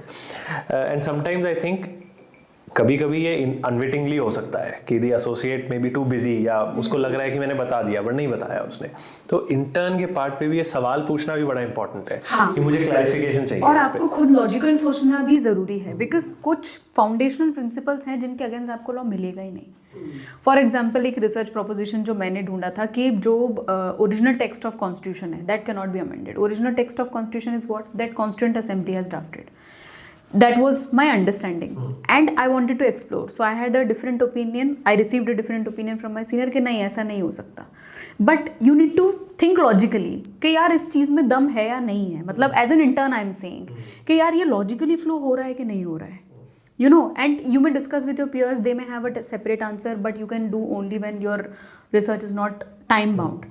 But you should think if the research proposition is sounding logical और नॉट, या वो बेसिक प्रिंसिपल्स के अगेंस्ट तो नहीं लग रही. बिकॉज इन लॉ फर्म्स ये बहुत होता है, बहुत ज़्यादा होता है. Because I my self have research on propositions which sounded illogical, and at the end we gave 2 days, we had no answer, and you will think यार मैं ढूंढ नहीं पाया. Because but you can search what exists, you can't create law, right? So उसमें disheartened नहीं होना है अगर नहीं मिल रहा है तो give it full time. But अगर नहीं मिल रहा है, go to your senior and say that मैंने ये कीवर्ड्स यूज़ किए, मैंने ये पोर्टल्स यूज़ किए, मैंने ये टूल यूज़ किए, बट मुझे नहीं मिल रहा है. Please correct me if I am on wrong track. There is no harm in going and asking for help, but you need to be like you know authentic about what you have done. और ये बहुत important है कि जैसे आपने कहा ना कि उनको ये बताओ कि मैंने ये किया, स्टेप्स फॉलो किए. So they are also, because your boss is now strategising about the matter. उनको कम से कम दिमाग में क्लियर हो जाएगा, अच्छा ये वाली चीज एलिमिनेट हो गई है, we can safely eliminate this. So maybe no law exists, it helps both ways. So and if they ask you कि तुमने ऐसे देखा, don't cover up by saying हाँ मैंने देखा, बिकॉज तुमने नहीं देखा होगा, it will show on your face. If they do research they will find in 2 minutes. Say that sir मैंने नहीं देखा. Why? Because you are not there to get brownie points from them, you are there to learn, you are there to help them, they are there to help the client. So always remember that your job is equally important. If you give importance to it, you will be honest, and if you are honest, it will reflect. Some useful research tips, if I can give to people who are watching this, are कुछ basic principles पे you have to go back, right? So हमने first year में अपने first sem में पढ़ा था, हमने तो कॉमन लॉ मेथड में पढ़ा है ये कि first you have to look at the court hierarchy, right? So the highest court will set the law, and if it is contrary to a lower court, the higher court's opinion will stand. And bench strength, right? कितने judges ने ये दिया है, तो right, तो कितने judges ने कहा है, तो हम सुप्रीम कोर्ट में कहते हैं जैसे 5 जजेस से ज़्यादा 5 जजेस एंड मोर की जो बेंचेस हैं उन्हें कॉन्स्टिट्यूशन बेंचेस जैसे कहा जाता है। तो अगर 2 जजेस ने कुछ कहा है और अगर आपको एक 5 जज डिसीजन में कुछ कॉन्ट्ररी मिल रहा है और जिसने कंसिडर किया हो कि नहीं ये प्रिंसिपल सही नहीं है, ये होगा, so you have to go to the decision with 5 judges. So when you get a principle of law that you have to research on, try and find cases, preferably a Supreme Court case, because if you are before a High Court, it is binding. If you are before a Supreme Court of the same bench strength, it is binding. Even otherwise, Supreme Court decisions in Supreme Court obviously have greater value. But कभी-कभी तो after you first you do this research. Now after you are done with this research, what you should do is कभी-कभी seniors कहते हैं कि अच्छा point of law तुमने बता दिया, ये principle of law है, इसके ये exceptions हैं. बट हमें अपने केस से कुछ सिमिलर फैक्ट्स का मिल सकता है क्या? अब सुप्रीम कोर्ट में जैसे सर्विस लॉ हो गया या इंसॉल्वेंसी हो गया, इस सब में मिल भी जाता है, ठीक है, पर कुछ चीज़ें हैं जिसमें नहीं मिलता, जो ऐसा है कि सुप्रीम कोर्ट तक बहुत बार तक पहुंच नहीं पाती, राइट? सो उसमें फिर आप हाई कोर्ट के डिसीजंस देख सकते हैं to see how courts are applying. So what I usually do is then I look at Delhi, Bombay, Allahabad, Chennai to see how and even other high courts. I mean, you can look at as many high courts as you want, but these yes, so they have more decisions. You know, whenever you look up something, in courts के ज़्यादा decisions निकलते हैं. Like Chennai, Madras High Court will definitely have a decision on something. Bombay High Court will definitely say something. तो इन courts में आप फिर देख सकते हैं कि अप्लाई कैसे किया गया है ये principle, and then you can finally tell your bosses कि you know this is how it's been applied. They may want to follow it, they may want to apply it in a different manner. कभी-कभी जो आप करना चाहते हैं उसमें आपको direct case नहीं मिल रहा होता है, you find another case which has done the opposite, but you are able to say, oh, they did the opposite because of XYZ, this is not present in ours, so maybe we won't get a negative order. So sometimes it's just for seniors to know how to go forward in this case. ज़रूरी नहीं है कि आपकी सारी research वहीं use हो जाए, but sometimes it's given to you so that you can, like Shrutanjay said, strategize better. And it's also important to see cases which are not supporting you, because it's only if you only research something that is supporting you, then when the other side will use those things, you will not be able to contradict it properly, counter it. So I think reading the other side also is very important, you will not and be caught off guard. exactly, and to prepare for that time also. Right, and requires some clarity of thought on part of the intern कि मैंने categorise कर दिया, ये हमारे favour में, against, जो favour में है उनकी अपील का क्या स्टेटस है, बेंच स्ट्रेंथ वगैरह, and that is very helpful. And how about drafting, what is a good draft? अब ये बड़ा एक वैसा सा सिस्टम है कि किसी को कह दिया अब आप आईए ड्राफ्ट करके लाइए, और आईए में कोई इंटर्न को लगेगा व्हाट इज़ एन आईए, मुझे फॉर्मेट कहाँ से मिलेगा, लेटर की तरह बनानी है क्या? सो इंस्टिंक्टिवली तो ये चीज़ें नहीं आती, तो sometimes you may have to ask, but apart from this format what is a good draft? आप किसी इंटर्न से अगर कुछ ड्राफ्ट कराते हैं, मुझे लगता है ज़्यादा ऑफिसेस कराते नहीं हैं वैसे, बट अगर कराते हैं कोई, तो उसमें क्या वो चीज़ें होनी चाहिए जो उस इंटर्न को हेल्प करेंगी स्टैंड आउट करने में? So for example you said अगर आईए ड्राफ्ट करनी है तो interim application is what it means. तो आपको लॉजिक लगा के ये सोचना है कि कोई लिटिगेशन ऑलरेडी चल रही है, बट मुझे उसके बीच में, मेरे पास इतना टाइम नहीं है कि मैं फाइनल डिटर्मिनेशन का वेट कर सकूं, मुझे इन बिटवीन रिलीफ चाहिए. पर मुझे रिलीफ क्यों चाहिए? ऐसा फैक्ट्स में नया क्या हुआ है जो तब नहीं हुआ था और मेरे उस ड्राफ्ट में इंक्लूडेड नहीं है? डेफिनेटली कुछ नया हुआ. What are those facts?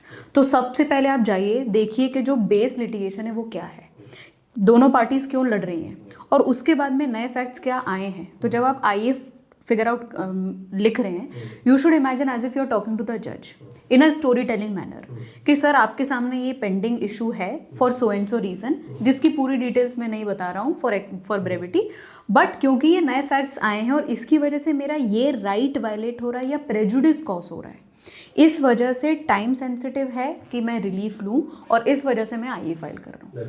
That is logical only. So you need to figure out that why are you moving the court through a particular pleading at a particular stage. तो इसी मेरा ख्याल है कि this is another way of putting those 3 factors.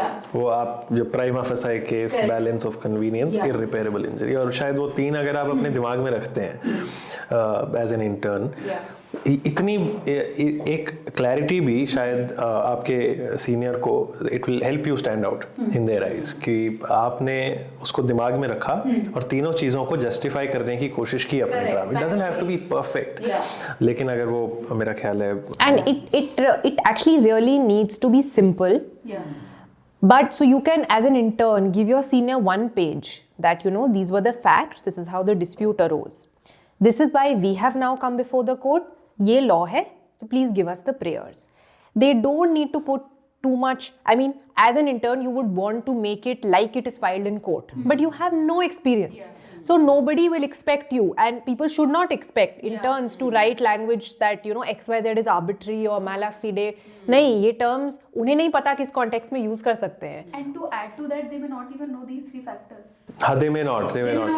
So it's something that's taught in law school, but you have to just मुझे in fact याद है कि जब मैं एसोसिएट बन गया था, उसके बाद सर ने एक Gopal sir supreme court library में बैठ के एक बार कुछ आईए बना रहे थे खुद, और मैं उनके साइड में बैठा था और मुझे सडनली पूछते हैं क्या है 3 फैक्टर्स, और मैं गुम मैंने बोला कि प्राइमा फेसाई केस, इररिपेरेबल इंजरी, फिर मुझे बैलेंस ऑफ कन्वीनियंस नहीं याद आया. So then चलो ठीक है, 3 में से 2 कुछ तो आता है. तो तब से मेरे दिमाग में वो है कि मैं कोई भी आईए बना रहा हूँ, मुझे उसको जज को ये बात कन्विंस करना है, जज को इस बात पे कि मतलब मेरा केस भी ठीक है, and it is more convenient that you grant me the relief rather than not grant me, और irreparable injury will be cost. And I think ये इसमें एक बड़ा फैक्टर प्ले करता है कि आपको जब आप हो लॉ, मतलब इंटर्न, मतलब आप कॉलेज में पढ़ रहे हो, आप लॉ स्टूडेंट हो, आपको मूड्स में पार्ट लेना चाहिए. मतलब ये one thing that I think has helped me, and even though people who didn't moot a lot in college are also doing very well in litigation, पर जो डर आपको कॉलेज में लगता है, where actually in some moods you are arguing before retired judges, sitting judges, ASGs etc. जो डर वहाँ लग रहा है, जो गलतियाँ वहाँ करोगे वो कर लो, क्योंकि it's better than making a mistake once you join, right. एक बड़ी मजेदार सी बात यार, एक मूट कोर्ट में हम लोग फाइनल आर्ग्यूमेंट्स में फाइनल राउंड्स में आर्ग्यू कर रहे थे बिफोर सिटिंग जजेस of the Kerala high court, और उसमें मतलब एक बड़ी छोटी सी बात थी कि मैंने शायद लिटिगेशन इंटर्नशिप उस समय कर रखी थी, और मेरा ये मतलब आई वॉज इंसिस्टिंग, मैं अपने टीममेट से भी कह रहा था और हम दोनों ने अग्री कर लिया इस बात पे कि हम फर्स्ट पर्सन में वहाँ बात करेंगे, वहाँ जाके हम ऐसे बोलेंगे कि I represent so and it is my argument my. जो हमारी दूसरी टीम थी, they kept saying, third person में सिखाते हैं ना लॉ स्कूल में कि आपको ऐसे the council is submitting before your lordship. अब वो जजेस थोड़े से उसी बात पे इरिटेट हो गए, तो मतलब I think they lost about 2.5 minutes उसी पे. जनरली मुझे लगा कि ये जो फाइनल राउंड के जजेस हैं और इनसे पहले जो जजेस थे वो इतने डिफरेंट थे, मतलब because they were either academics और practising lawyers also, but all of them were very very अच्छा बच्चे आए हैं कुछ राउंड करने, चलो बोलो. But the final round, but I think you are very right कि बहुत सारी चीज़ें आप वहीं पे नेगोशिएट कर लेते हो कि सॉफ्ट चीजें. या and all these fears, right, कि हम कैसे बोलेंगे, व्हाट इफ हमने बीच में हम रुक गए, so it's okay, you can stop, right. And in fact you would not believe, जब आप स्टार्ट करते हो practice and when these high court जजेस see that you are a young lawyer who knows their case but may have some fear, तो वो आपको help करते हैं. ऐसा बहुत बार हुआ है कि मुझे जजेस ने कहा है कि अच्छा आप जो बोल रहे हो वो ये इस पेज नंबर पे है, ठीक है, so they are trying to help you because they know your case. But if you have any fears, it is good कि कॉलेज में so what if you don't win a moot, so what if you lose at a stage, so what if you say something the judge doesn't like, वो सब कर लो तब, क्योंकि बाद में all of that will not matter and it will help you to I mean, people say moot courts are different from court experiences. No, of course they are, but They that's are, another but point, yeah. in a lot of things they are similar. That the way you put across a point, The way you research, and the questions correct. the bench will pose, यही होता है court में. और क्या होता है, उनके पास थोड़ा सा टाइम होता है, आप उस थोड़े से टाइम में अपना मैटर समझा पाओ तो आपको रिलीफ मिल सकता है. और ये भी कितना हमने मूट कोर्ट्स में सुना है कि when there are rounds and उस राउंड्स में प्रैक्टिसिंग लॉयर्स आके बैठ गए हैं, suddenly the nature of the round changes, कि as oppose to a round जहाँ पर may be there are academics और इवन रिटायर्ड जजेस, मतलब practising lawyers are suddenly this fiery, क्या what do you mean, where is this argument, and suddenly all your mannerisms thrown to the winds. But so nice. And one last thing I wanted to ask is एक chamber को छोड़ना कब है? मतलब ये एक वैसी थोड़ा मिक्स्ड क्वेश्चन है, क्योंकि आप छोड़ के इंडिपेंडेंट भी हो सकते हो और आप छोड़ के किसी दूसरे चेम्बर भी जा सकते हो. तो इसमें एक इनबिल्ट सवाल भी है कि आप इंडिपेंडेंट होने से पहले कितने चेम्बर्स में काम करो. इसका भी मतलब, जैसे मैंने एक ही चेम्बर में काम किया, बट मुझे पता है ऐसे Shivani has worked in two chambers and one firm पहले. Neeti has worked in endless. Dakshita has worked in two chambers. So अब इसका क्या, is there a formula, is there a right, 3 chambers, so is there a right way to do this, what, how do you navigate this? And वो पहले वाले सवाल को मत भूलना, when do you quit, मतलब कैसे डिसाइड करो कि अब समय आ गया? I think I have expertise in that. Maybe. Okay. Yeah, so basically once things start getting, static, of course, and if you start feeling mentally saturated, because even within the stream of competition law, I explored 3 different places and I was constantly moving forward in the law, but I reached a level where I figured that there is just so much to learn, and I think I have learned decent bit of it. I don't say that I know it all, and recently the act has been amended, so it's like if I go back now it would be like फिर से शुरू से शुरुआत करना. But मुझे ये लग रहा था कि इसमें जो बेसिक सीखने वाली चीज़ है वो मुझे आ गई है समझ में. अगर मुझे फिर से इसको पढ़ना पड़ेगा तो मैं पढ़ लूँगी कंफर्टेबली, बट बाकी चीज़ें मिसिंग हैं. तो whenever I have quit a job, I have realized that it's not कि आपको 1 साल में सब समझ में आ जाएगा obviously, but if it's not serving the purpose you wanted to serve. For example, first job quit करने का reason मुझे एक lawyer की तरह लगा नहीं. कई लोग enjoy करते हैं business side of the work, but I was the one जिसको नहीं अच्छा लग रहा था. तो you have to figure out आपको क्या अच्छा लग रहा है. Competition law किया, saturation आया, लगा कि ये दूसरा ट्राई करना है, वो सब किया. I think going independent is a very subjective choice. मुझे ऐसा लगता है कि it is definitely a big decision in terms of finances for sure. तो कम से कम आपके पास इतना बैकअप होना चाहिए कि मिनिमम 1 ईयर के लिए आप अपने आप को सस्टेन कर पाएँ. Why? Because it's not going to be same for everybody. और ये ऐसा नहीं है कि जो ज़्यादा टैलेंटेड है उसके पास पहले क्लाइंट्स आएंगे या कम है उसके पास बाद में आएंगे. इट्स वेरी सब्जेक्टिव, क्योंकि आपको नहीं पता कि वो कहाँ ट्राई कर रहे हैं या उनके कहाँ कनेक्शंस हैं, या किन लोगों को वो जानते हैं, किन लोगों को वो नहीं जानते हैं. कई बार आप देखकर बोलेंगे कि अरे हमें तो नहीं लगता था स्कूल में, लॉ स्कूल में, कि ये एज एन इंडिपेंडेंट लिटिगेटर इतना जल्दी स्टार्ट कर लेगा और इतना अच्छा कर लेगा. So you don't have to compare. अगर आप कंपेयर करेंगे then you are lost. It's a very very subjective journey. जब आपको लग रहा है कि आप एक फाइनेंशियल बैक स्टेप ले सकते हैं, बिकॉज अगर क्लाइंट आएगा भी तो ज़रूरी नहीं कि पैसा टाइम पर आए, बिकॉज डॉक्टर के जैसी जॉब नहीं है कि पहले स्लिप कटवाओ फिर ट्रीटमेंट मिलेगा. राइट? पीपल में से that lawyers and doctors are very important for the society. They obviously are, but आप कंपेयर करके चलेंगे तो you will not enjoy your own journey. So you need to aim that people should know about my existence. लोगों को आपके existence के बारे में आपको बताना है. They don't know it. हमें लगता है कि दिल्ली में हम प्रैक्टिस कर रहे हो कि अब इंडिपेंडेंट क्लाइंट कैसे आएगा, but if you are out of Delhi तो जाइए अपने होम स्टेट में, बात कीजिए, लोगों से मिलिए, and never hesitate to meet people, never hesitate to ask for help, and go back again and again repeatedly show your face to them so that you are etched in their memory. उनको याद रहना चाहिए कि अरे दिल्ली में कभी कोई matter आएगा तो हमें इसके पास जाना है. Right? And make them feel that आप एक्सेसिबल हो सकता है वो आपको कभी भी कॉल करें, एक मतलब आप बिजी हो, immediately give them a call back. तो इंडिपेंडेंट प्रैक्टिस में सोशल स्किल बहुत ज़रूरी है. Sometimes you may have to tolerate people who are not tolerable, but just withstand, look at the end goal, have immense patience. अगर आपको लगता है कि नहीं, आपको एक साइड हसल के तौर पे अपना इंडिपेंडेंट प्रैक्टिस शुरू करना है, but you need some financial backup from other office, do that. It will require more physical exertion, I would say, या बहुत ज़्यादा आपको काम करना पड़ सकता है, but just do it. Because as it is said that hustle will go away but the result will last, right? तो अगर वो challenging phase है, if you can cross it, तो cross it, and otherwise that's what my take on going independent is. I think मतलब मेरा भी मोर और less से सिमिलर लाइन्स ही है, बस ये कि whatever chamber you are joining, every chamber, every advocate has a limited, मतलब इन अ सेंस कि हाँ ठीक है, अब यही इतनी प्रैक्टिस है इनकी, ठीक है. Is it a supreme court filing और अपीयरेंसेज और मे बी आर्गुइंग और maybe district court filing और हाई कोर्ट और ट्राइब्यूनल्स, जो भी है.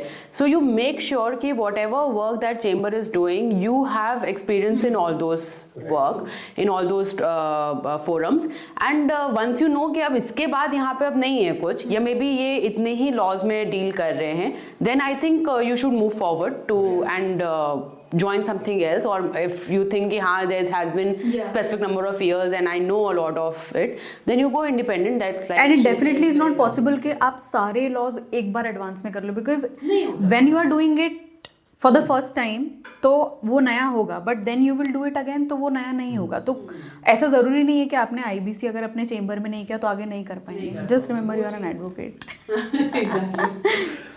Recently, I had put up a LinkedIn post in the form of a poll asking freshers कि freshers को litigation में दिल्ली में कितने पैसे मिलते हैं महीने में. The highest votes was for the option 15,000 to 20,000. The next highest was for less than 15,000. Two questions. Is that true in your experience and your knowledge about the profession generally?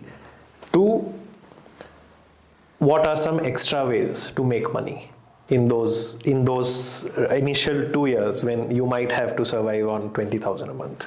Yeah, I have heard from my peers who started, because I started from law firm, so I did not live it, but when I switched, obviously I was getting close to that, a little higher than that. But my peers who started from a litigation chamber, obviously उनको 15 से 20,000, मतलब 20,000 तो अभी आप higher limit की बात कर रहे हैं, 15,000 तक मिलता था. एंड मुझे ये लगता है कि उसका जो रूट है वो ट्रेडिशनल थिंकिंग में है कि अगर आपको कम पैसे मिलेंगे तो ज़्यादा की भूख होगी, जब भूख होगी तो आप खाना ढूंढोगे.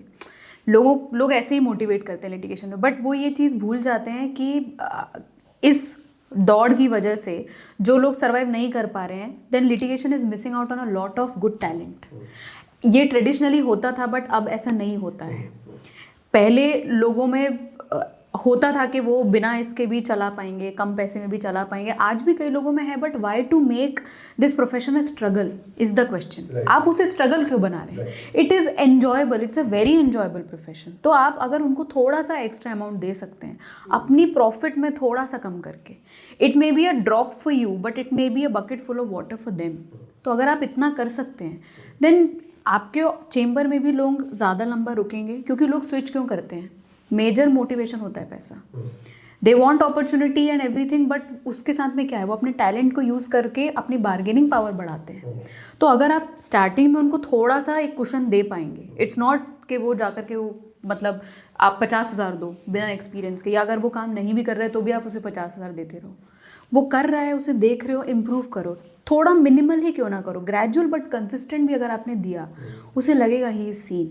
तो 15 से 20,000 का स्लॉट आज की महंगाई में भी कम है, बट फिर भी अगर कोई दे पा रहा है तो ठीक है. But that's what I think इसमें एक्चुअली में अ लॉट ऑफ पीपल जो लिटिगेशन चेम्बर शुरू नहीं करते हैं, मतलब अपना करियर इससे शुरू नहीं करते हैं, मेजर रीज़न इज़ मनी. वो लॉ फर्म में जाते हैं, पैसे कमाते हैं, 1 साल के बाद में स्विच करते हैं, फिर धीरे धीरे आगे बढ़ते हैं. I think 25 to 35 का bracket है currently, and I feel जो young lawyers हैं, if they are interviewing with people who are willing to pay them less, they should ask at least for this much, because there are people who are willing to pay this much. So I would encourage कि लोग भी इतना मांगे. Second ये है कि जब आप ज्वाइन करते हो तब ऐसे आपके लाइक आई सेड अर्लियर काफ़ी सारे एलम होते हैं, एलमनाई होते हैं जो और other people that you know who are 7-8 years in the profession, who have just started out, who need help with drafting. So they cannot afford to keep a full-time junior, but कुछ drafts के लिए they are willing to pay. And अगर आपको उसमें एक draft के लिए 5,000 भी मिल रहा है, take it. Right, because it's a good way to earn some money. Another thing that you can do is a lot of colleges in and around Delhi have good opportunities for teaching जो आपका full time commitment नहीं require करते. तो आप ऐसे कुछ चीज़ों में इन्वॉल्व हो सकते हैं वेयर टीचिंग असिस्टेंट बन सकते हैं स्टार्टिंग में, बन सकते हैं. Research project Correct. So like monthly basis or something. So they are willing to pay you something. So initially you can start like this. It does sound very unorganized and whatever works out. But the truth is, it is a bit of a struggle in the beginning. And these are different avenues that people have. And another thing I want to say is that अगर आपकी salary 15 से 20 हज़ार है भी तो वो time पर मिलेगी कि नहीं वो अलग सवाल है. ज़रूरी नहीं है लॉ फर्म की तरह आपको फर्स्ट डे पर क्रेडिट हो और last day of the month. That is another challenge. तो आपको ये भी देख करके चलना है कि यार अगर फर्स्ट वीक में पेमेंट मिलता है, कई चेंबर्स में ये प्रैक्टिस है एंड आई थिंक वो बाय डिफ़ॉल्ट प्रैक्टिस है, तो उसके लिए भी सोच करके चलना है. And there I would like to request all the employers that कम से कम जो आपके जो जूनियर्स हैं उनको आप टाइम पर पैसे दें, because they are relying on you. They obviously have bills to pay like you do, and सबको उन्हें टाइम पर देना है because they have house help, they have maids, because उनके पास टाइम नहीं है खुद का खाना बनाने के लिए. तो अगर ये चीज़ की जा सकती है, आप टाइम पर ही अगर उनको पेमेंट दे दें, that in itself is a big help. That's right. And what do you think, do most chambers allow the associate to take up their own work independently? But they do not allow the time, so it's like help no help at times. I would like strictly put it out there. आप कर सकते हो, but वो आपको इतना time ही नहीं देंगे. And they will be like, you need to be better at managing it. तो you should not feel कि यार मेरे को ये तो टाइम ही नहीं दे रहा. You have to find out time. And अगर वो hustle is taking a toll on your health, अगर आपकी हेल्थ कॉम्प्रोमाइज़ हो रही है, that is when you need to stop.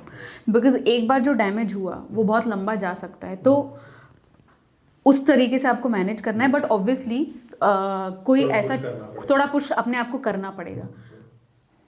थोड़ा मेरे पर्सनल एक्सपीरियंस में ऐसा है कि both my chambers have allowed me to take up my own work. What helps is having a good communication with your bosses. So, I mean, nobody will encourage if you tell them last minute I have a matter in some other forum, so let me go for it. You have to tell them in advance. And कभी कभी होता है कि ज़्यादा matters आ रहे हैं, कुछ time होगा कि नहीं आ रहे हैं. So your bosses also understand, and that is how they have also carved out their path. तो आप ओपन कम्युनिकेशन रखो अपने बॉसेस के साथ. उन्हें पता है कि आप एक सर्टन एज, जैसे कि अब 5-6 years 6-7 years ऑफ प्रैक्टिस में ज़्यादा काम आपको आने लगेगा, तो वो भी इस चीज़ को समझते हैं. थोड़ा वो ज़रूर कहते हैं कि मतलब उनका काम भी बहुत कॉम्प्रोमाइज़ नहीं होना चाहिए. But I think if you speak to them and धीरे धीरे you phase out, that's how you do it, then you can still do both. Yeah, basically they shouldn't feel that they are a stepping stone for you. उनको relevant feel करना चाहिए, and otherwise भी obviously like it's not to make them feel relevant, but they are relevant. They are giving you the basic help. तो आप उनको loop में रखिए, informed करके रखिए, guidance दीजिए. कई बार हो सकता है आप जो opportunity ले रहे हैं उससे better उनके दिमाग में. So always keep them in loop, make them a part of your plan, and they will always be supportive.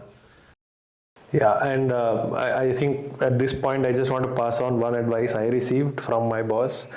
जब पहली बार मेरे पास ऐसे किसी ने अप्रोच किया था कि मेरे लिए कुछ ड्राफ्ट कर दो, so I went to him to ask for permission कि ये मैं कर सकता हूँ, अलाउड है मुझे कि नहीं है. He said his answer was never say no. और इसमें ये था कि never say no to the kind of work. Never say, obviously he didn't mean never say no irrespective of your health etc.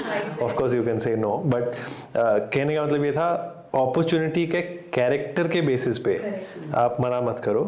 Just try everything. Shivani जो कह रही थी ना कि आप मतलब इनिशियली अपने आप को शट आउट मत करो. So that was some helpful advice that I got. Let's wrap up with one final quick question with a instinctive answer. 2 good things and 2 bad things about litigation. Neeti will start. 2 good things are that it is satisfactory. because you see that you are solving the real life problems. And another is that it is a sustainable profession, because you will always find new things, and you will feel relevant till eternity. Basically, two bad things I would say is that obviously सारे professions में struggle होता है, but इस profession में थोड़ा सा ज़्यादा struggle है. और पे के बारे में आपको इनिशियल ईयर्स में स्ट्रगल करना है. मुझे परसों ही एक एडवाइस दी गई है कि अगर 5 साल में खुद का खर्चा निकले और 10 साल में परिवार का, तो ठीक.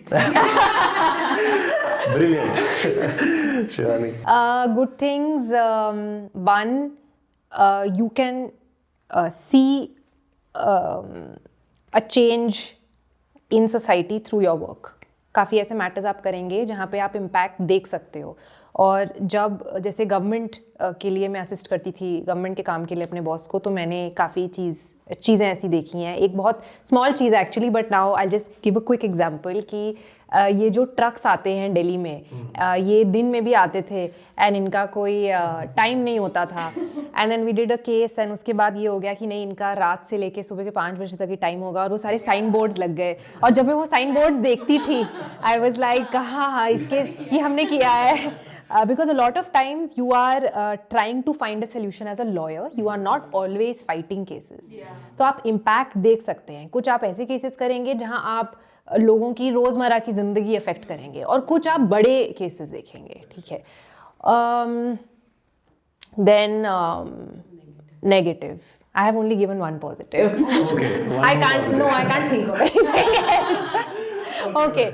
Negative, difficult to maintain a work-life balance. You have court vacations and court, but difficult है I think as compared to.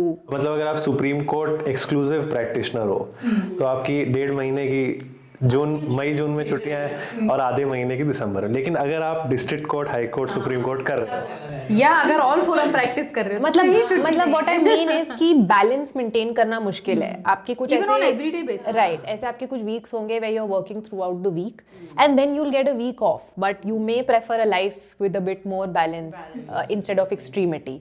तो ये कुछ ज़्यादा ही है कि जब तक छुट्टियां होंगी तो 1.5 महीने की होंगी. कोर्ट वेकेशन के पहले वाले वीक्स इतने हेक्टिक हो जाते हैं for lawyers with a lot of practice, with government lawyers, they are very hectic, and for judges, right? So I don't know who this is helping.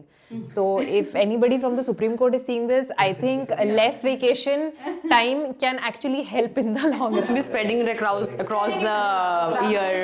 So Too much chutti. So I think as compared to other professions, have too much but not in one lot.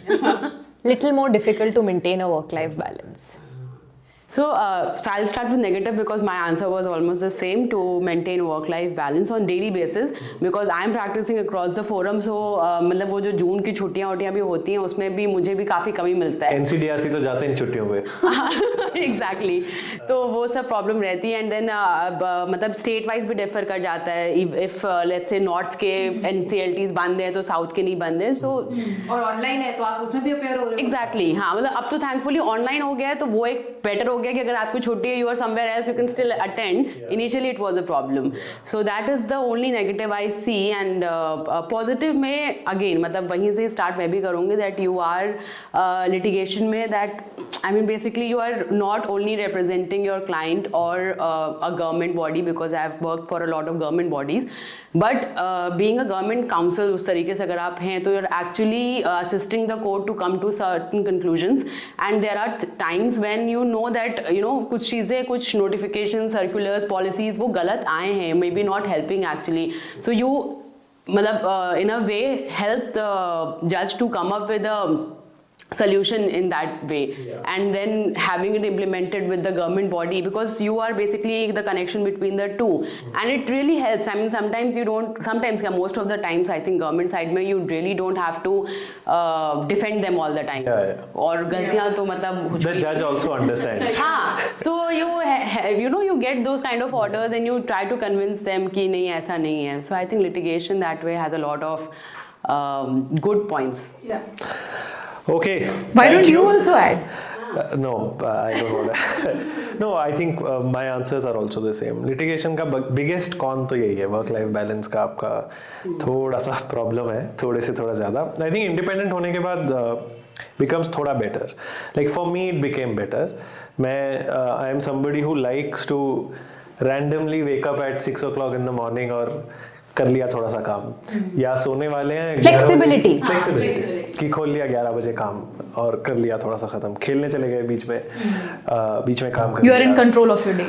थोड़ा ज़्यादा control, मतलब एकदम control तो नहीं, क्योंकि senior advocate ने अगर बोला है कि मेरे को 5 बजे संडे को चाहिए कॉन्फ्रेंस, तो आप कोई नहीं हो बोलने वाले कि मैं नहीं आ सकता, बट मोर और लेस यस, आई थिंक वो बहुत हेल्प करता है. तो वर्क लाइफ बैलेंस ही है. पॉजिटिव तो किक है जो दक्षता कह रही थी, मतलब आई फील इट ऑल्सो बहुत ज़्यादा. एक one last thing I just want to like add in a way that because I'm associated with this legal service authority for almost now 4 years, तो वहाँ पे मुझे ऐसा लगता है every advocate at the end of the day should work to something like in this extent, maybe associating themselves with the legal service authority and providing them your services, or otherwise आप pro bono cases कर रहे हो, being in a litigation chamber, being in a firm, being मतलब जहाँ पर भी आपको जैसे भी allow हो सके without and like try to find the right people, and there are a lot of right people. If I enter high court, I have encountered litigants who approach me and they are in search of advocates who they cannot pay. So I think you should make sure being a litigator that आप represent करो ऐसे लोगों को. No, agreed, completely agreed. So thank you Neeti, Shivani, Dakshita for this wonderful chat, and thank you everybody अगर आप अभी तक हमारे साथ बने हैं. प्लीज़ हमें कमेंट सेक्शन में बताएं कि और ऐसे कौन से सवाल हैं जिसके आंसर्स चाहते हैं. नेक्स्ट एपिसोड्स में we'll have more guests, they'll be from different age groups, different courts, different demographic from different cities. तो क्या सवाल आप पूछना चाहते हैं, क्या जवाब आप चाहते हैं, वो सारी जानकारी हमें कमेंट्स में दें. हम वादा करते हैं कि हम ज़रूर उस पर एक वीडियो बनाएंगे. Thank you and have a nice day. Thank you.